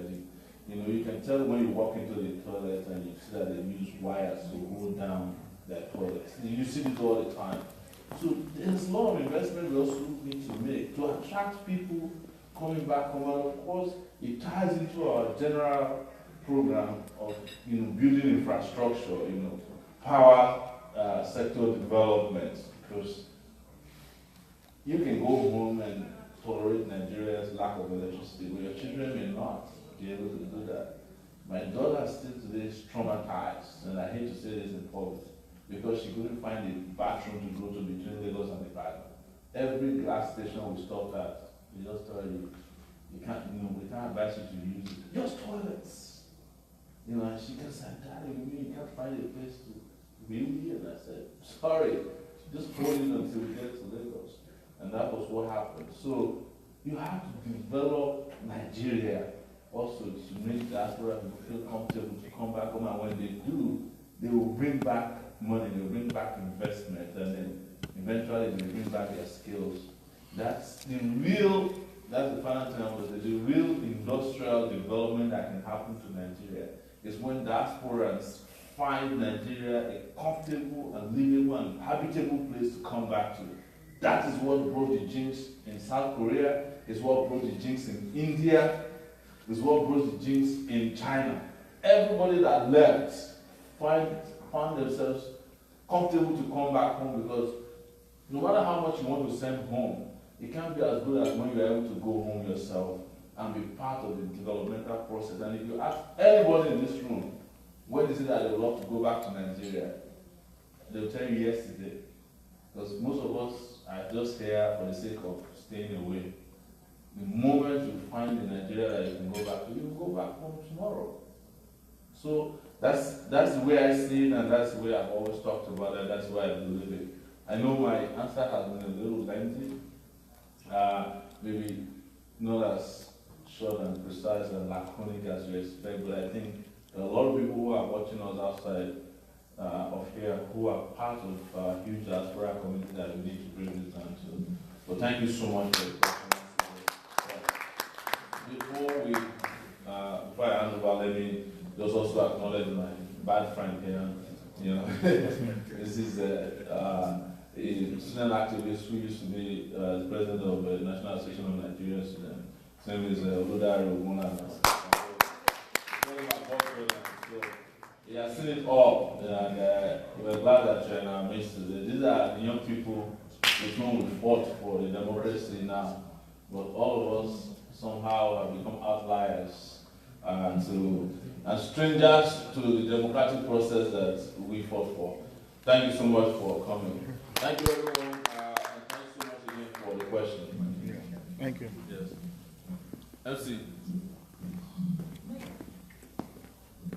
Thank you so much, Mr. President. Anybody else with a question? Suggestions, comments? Thank you so much. Okay, I'll get to you. Good evening, everybody. I just stumbled on this show this evening that is in Dallas, and I'm fortunate to be in Dallas. And I just, okay, I have to be here. But when I got here, I was coming with my entourage, as usual. I don't work alone. On getting there, they said, okay, it's $100 per entry. I said, okay, I want to see the president. Just tell him I want to see the president. I don't care, I want to see the president. For every generation, out of its relative obscurity, discover its mission to fulfill or betray it. I told those people at the gate that we fought for this democracy. I was in Benin prison for 6 months. I was someone else's president. And I am a living testimony to the role Omoyele Sowore played during our own time. He saved me personally. And after joining PDP, I was a PDP member. You know, I told somebody there, in 1999, we are the one who were doing all the legwork and everything. I ran for the federal suffrage in 1999. And in 2003, when I wanted to run, he called me and said, Above Jordan, you cannot run this because they will never trust you. They will only use you. Of course, Jonathan was my friend. When Jonathan was in problem, I called you, we have a problem. They don't want to, because and he did everything. We saved Jonathan, and we were there with him. In Oyo State, when we were having problem when the election was about to be rigged, the only person I called was Omoyele Sowore. They want to rig election, and you have to stand at this point in time. And he saved us at that point in time. And when I ran into trouble, when everything went over, I said, okay, I returned to the US, and Sowore left his job. And he made sure that he got one of the best jobs in the United States of America. Those people who are not up and down for, when I called them, they said, no, they don't even pick your call. So even though I'm in another party, today my brother is regional solar coordinator for your party. Yes. One of my younger brothers is running. I'm a community leader. We started on betting. Some of us are there, and we are saying, this man is going to be the president. And today, we have been able to do this point that we know how to run election better. I saw him watching him in Nigeria yesterday. He was in New York and in Dallas today, and he's traveling somewhere else. That was the way we were doing it in our own time. The day was attacked. we are going to ABU Zaria, and I went to Seoul. I forgot your that time. I got the vehicle who gave it to us by Bangida in the military government. They wanted to bribe us with Adebo Show. And we got to you like I said, we are going to ABU. He said no. He has immediate problem, local problem that he need to resolve. That was the area of autism. We are about to get into Lafayette, and we heard that he has been attacked. So today, for whoever that is here, I'm a living witness that this man, if he becomes the president of Nigeria, Nigeria is going to change. Yeah. It's not the same way, it's not the level we are talking about, but there's possibility for a new Nigeria. Anuta continua, Victoria Asante.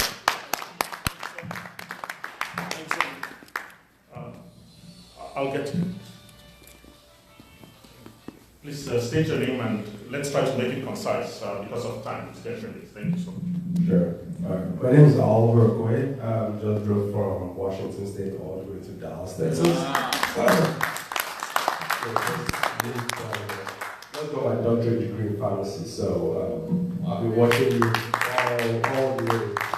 I think I saw one of the videos when I was doing my master's program in 2012. Yes. You remember I sent an email to you. So after that, I'm like, wow, this guy puts his life on the line, saying he doesn't care if they take him and kill him. I'm like, wow, who does that? Okay, so on to my point.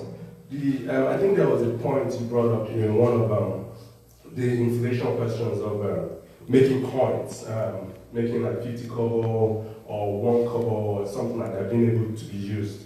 I think that would be this is just my suggestion, I think that would be very effective because that would bring down inflation. If 50 kobo is valuable, you can use it to buy kuli.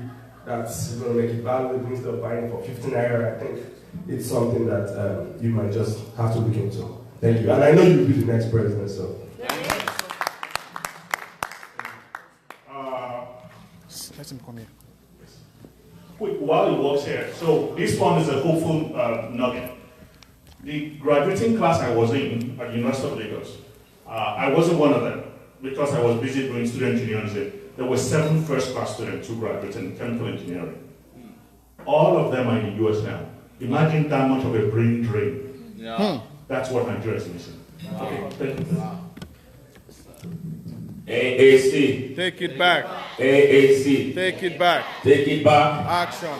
My name is Smart Mado Ajay. Yes. I am the AAC Delta North Senatorial candidate. I am so happy to be here this minute. This is my second encounter with our incoming president. Yes.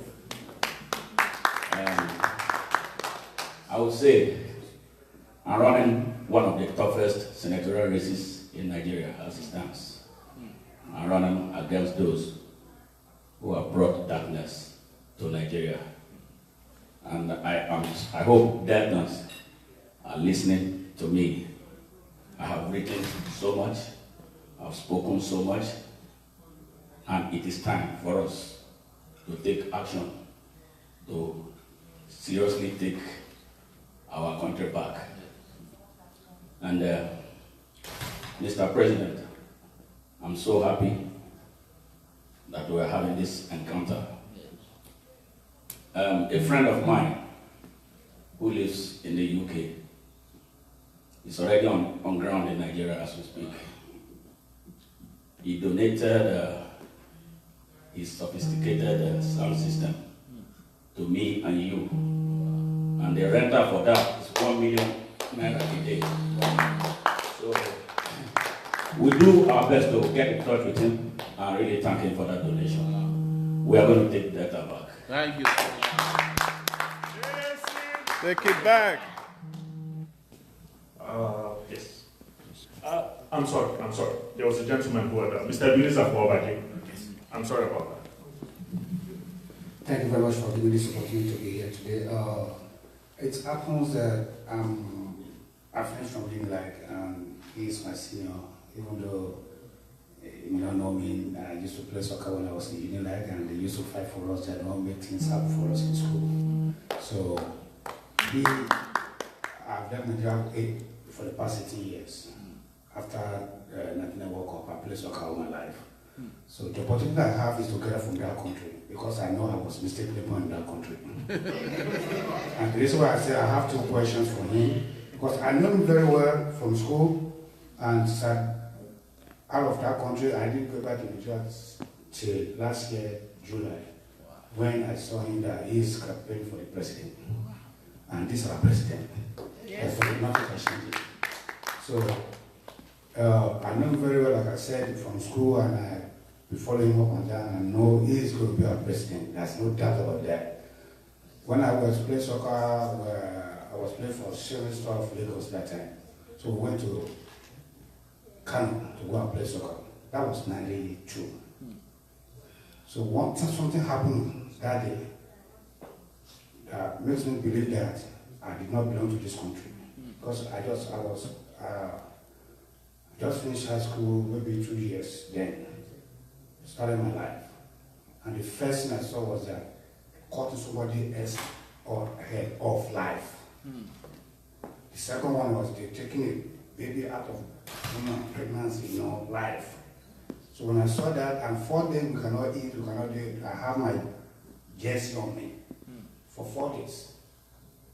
Then after that, after 4 days they have killed whoever they want to kill, thank God for Igbo people that time, they have some, that's why I say Biafra gone, where people are attacking each other.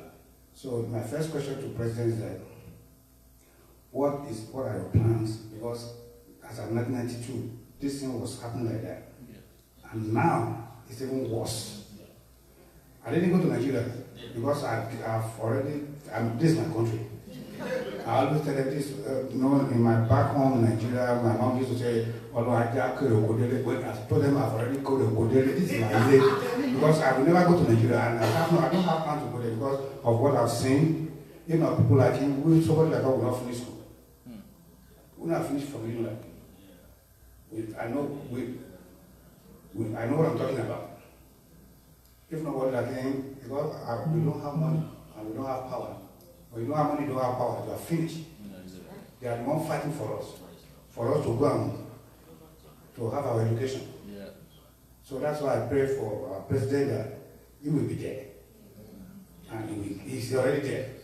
So my first question is, President, what are the things to fight it? I mean, now that this thing is still going on, we read in the newspaper, we see on Facebook, they send it to us. At times when they use see some pictures, I block some people that don't send me this, I'm not from Nigeria, don't send it to me again. Because what are the things the President is doing to do this? And if you look again, if you look at the way the education is going on there now, I believe that no youth have future in that country. We don't have future. Now that we are here, the reason why I went to Nigeria in July is for me to go and get my team to vote. And that's my first time I want to vote. I've never voted in my life. I have vowed that I'll never vote. Because they can't give me what I want. So in this country they can do. So what are the things President is doing to make sure that this thing, like security. If somebody comes from Washington now, I can decide to go and live in Arkansas tonight. Yeah. I can move to anywhere. And this country is safe. But our president, their president, they are coming, they see all this thing here. But what are the things the president is trying to do to make things good for us? Okay, that's my question. So, thanks so much for the question. Please, I'll repeat again. I apologize if it sounds a little... the candidate has to be in San Diego tomorrow, and then Maryland on Sunday. In fact, that to me underlines the amount of spirit he's putting into this. His opponents are just sitting wherever it is in their scenery or just enjoying themselves. So that tells you who is ready to put himself on the line, right? So that being said, please let's be really brief so that he can retire early and get some rest before he gets back on the road. I want you to ask the question so that you can just address both of them together and we can... Yeah, so this will be the last question and then we can just address both of them together and we can call it a night. Thank you so much, everybody. Please make it brief. Thank you. Good evening, everybody. My name is Uchenna Owuna from Imo State. I'm running for Imo State House of Assembly with a constituency. using this opportunity to commend our President come 2019, Omoyele Sowore, for a great job, a great work that he's doing for our people in Nigeria. But I want to use this opportunity to remind our people that the future is not created, but is built. And we are here to build the future of our country, to create a better opportunities for those that are coming after us. The America that we are today, I believe, and I know from history, that people made America the way it is. Here that we're standing today, I believe was once a forest or a bush, if I may say. Somebody made it the way it is. So someone is going to make Nigeria the way that it's going to be, and we are the people. So I'm using this opportunity to, again, instead of asking questions, to thank you for the report that you give our people. And by the grace that God has put in us, we are going to make it happen come 2019. Thank you, everybody. Thank you so much. Thank you so much. So the question was about security and people. Thank you. Well, before I answer this question, let me also, as a candidate there, let's say thank a lot of Nigerians out there. People who are out there risking their lives, their reputation, their resources for us. You know, something that's happening now has never happened in Nigeria before. I said it. The Nigeria that I grew up to know is Nigeria where people collect money from politicians, not where they donate money for someone to save the country. So this is amazing. So on the question of security, I want to answer it this way. What you saw in the north is happening across Nigeria. In fact, last year, and I can tell you from being a reporter before I started, there was a time perpetually every day, somewhere in River State, I think it's a Che local government, they were beheading people in the village. They would kill at least 5 people every day. It is because Nigeria has become somehow a country that is ungoverned. The large part of Nigeria is not governed by any rules or any law. It's just by instinct and impulses of criminals. And when you don't have that, anything can happen. If you don't mix that into ignorance, which is as a result of lack of education over these years, you put a little bit of that gasoline with religion, you are in trouble. But when you have governments that are functioning, there is going to be a stoppage to all forms of brigandage in the country. Most of the criminals you are seeing either in the north or the south, most of these extremisms are coming from politicians themselves. Because the more they divide, the more they're able to conquer the Nigerian people.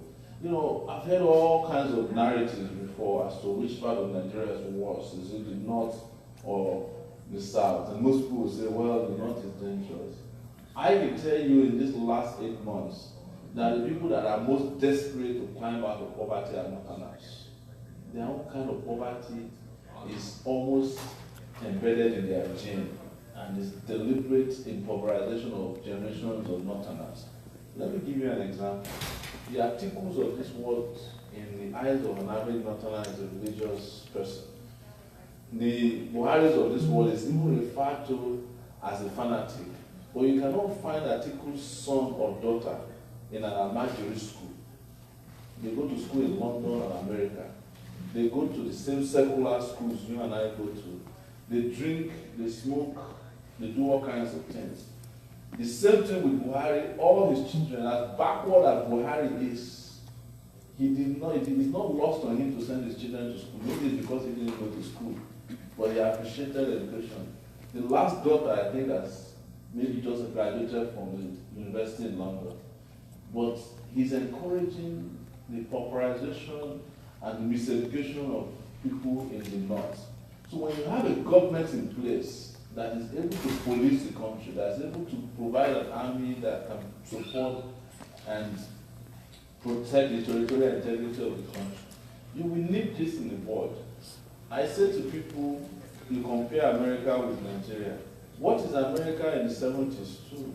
In the 70s, there was a time people were getting lynched in this country because there were mobs who relished in lynching people, especially minorities, blacks. But today, it's no longer acceptable because the society evolved and government started to become one. And I can tell you that there was a time in the south of the US where the police will also be smiling when they are lynching people, because those are the right kind of people to lynch. In fact, there's still some form of lynching that goes on with police brutality in America today. But it is because society has developed and there are laws and institutions that are working. But what we must not lose sight of is that institutions cannot work without individuals who can motivate a development that will bring about the progress that every country needs. And sometimes people who do it are not appreciated. That's my greatest pain at this time, is that as much as we are doing this and as much as more and most Nigerians can see that what we are doing is the right thing, a lot of them are about to miss the boat. They are still going about red herrings, just like the conversation about, who did you support in the last election? But the same people who are complaining that we supported Buhari, which is not true, are supporting Atiku. Atiku is the one who provided the private jets that Buhari used in 2015. He gave money, he gave support, but the people who are articulating are the people who used to complain that, oh, you are the ones who brought Buhari. Brought Buhari. If I could bring Buhari in 2015, I wouldn't be running for election. I would have just brought myself in 2019. So it's very important that we understand that the differences we have in Nigeria is not peculiar to Nigeria alone. It's peculiar to everywhere. But what makes the difference is the kind of leaders that pop up in different parts of this world. And they face challenges and they solve challenges with will, with capacity, with character, most times innovation and ingenuity as well. But we don't have leaders right now who can do that. I was on Channels TV last Sunday, and the reporter was pressing me, what would you do, different from the last government? I said at the point, I said, have we ever had a government in this country before? So any form of government now will make a difference. Because we have never had a government. This government of trial and error that they are doing cannot be referred to as, because even the one that they taught us in prior secondary school government, there's none of those variables that were taught, none of those conditions present about governments are in Nigeria government today. We don't have a functioning legislative system. We only have people who are collecting rent at the National Assembly. We don't have a functioning executive body. We do not have a judiciary that you can call a judiciary as defined by what we were taught in secondary school. So what are we talking about government? And we are saying we can bring a government that will work for everybody, that will be inclusive, that will distribute resources adequately, that will bring infrastructure, that will take care of health, that will bring the electricity, fight corruption, education, agriculture, and all of these things we mentioned are possible. They are possible within the so-called limited resource available to us. But our people refuse to take the decision that will bring about that government, and they're about to make another mistake now because of greed. And that is the reason why we're happening it upon people. It's the reason why we are still here at this time. As I usually say, you can't find Buhari after 4 p.m. It's not that 4 p.m. No, I mean 4 p.m. Nigerian time. You can't find Buhari anywhere. Buhari works 4 hours a day, and that's all. You can't find Atiku at this time discussing policy. If you are discussing anything, it's how to share the money they stole before, planning how to steal more. But those of us who are discussing, there's no question probably that anyone has asked me here today that I've not answered probably 20 times already. And you know it, because contrary to what we think, they are also following us. They're watching us on YouTube and looking for loopholes that they can capitalize on, stealing ideas, and also freaking themselves out regarding how many Nigerians are following us.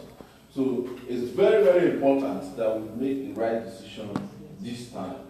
If we miss the boat this time, we miss it for another, for a generation. And that will be a tragedy that must not be repeated. Again, I can't thank you enough. I know I haven't thanked Mega Comrade and his team personally, but let me use this opportunity to thank you. Let me thank the musical group that came here tonight for free. That's fantastic work. Everybody that has come here tonight, and those of you out there who are still up late watching us from all over the world, Malaysia, Indonesia, Australia, South Africa, the United Kingdom, Sweden, wherever you may be tonight in Nigeria, thank you so much. Again, I'd love to tell you help is on the way. AAC! AAC! Take it back! Take it back! Action. Take it back! Action. On a hopeful note, I want our president to be the last ring in our ears. Thank you so much, everybody, for your presence. It's been a wonderful night. Really appreciate your presence here. And have a wonderful weekend, too. Bye. Thank you.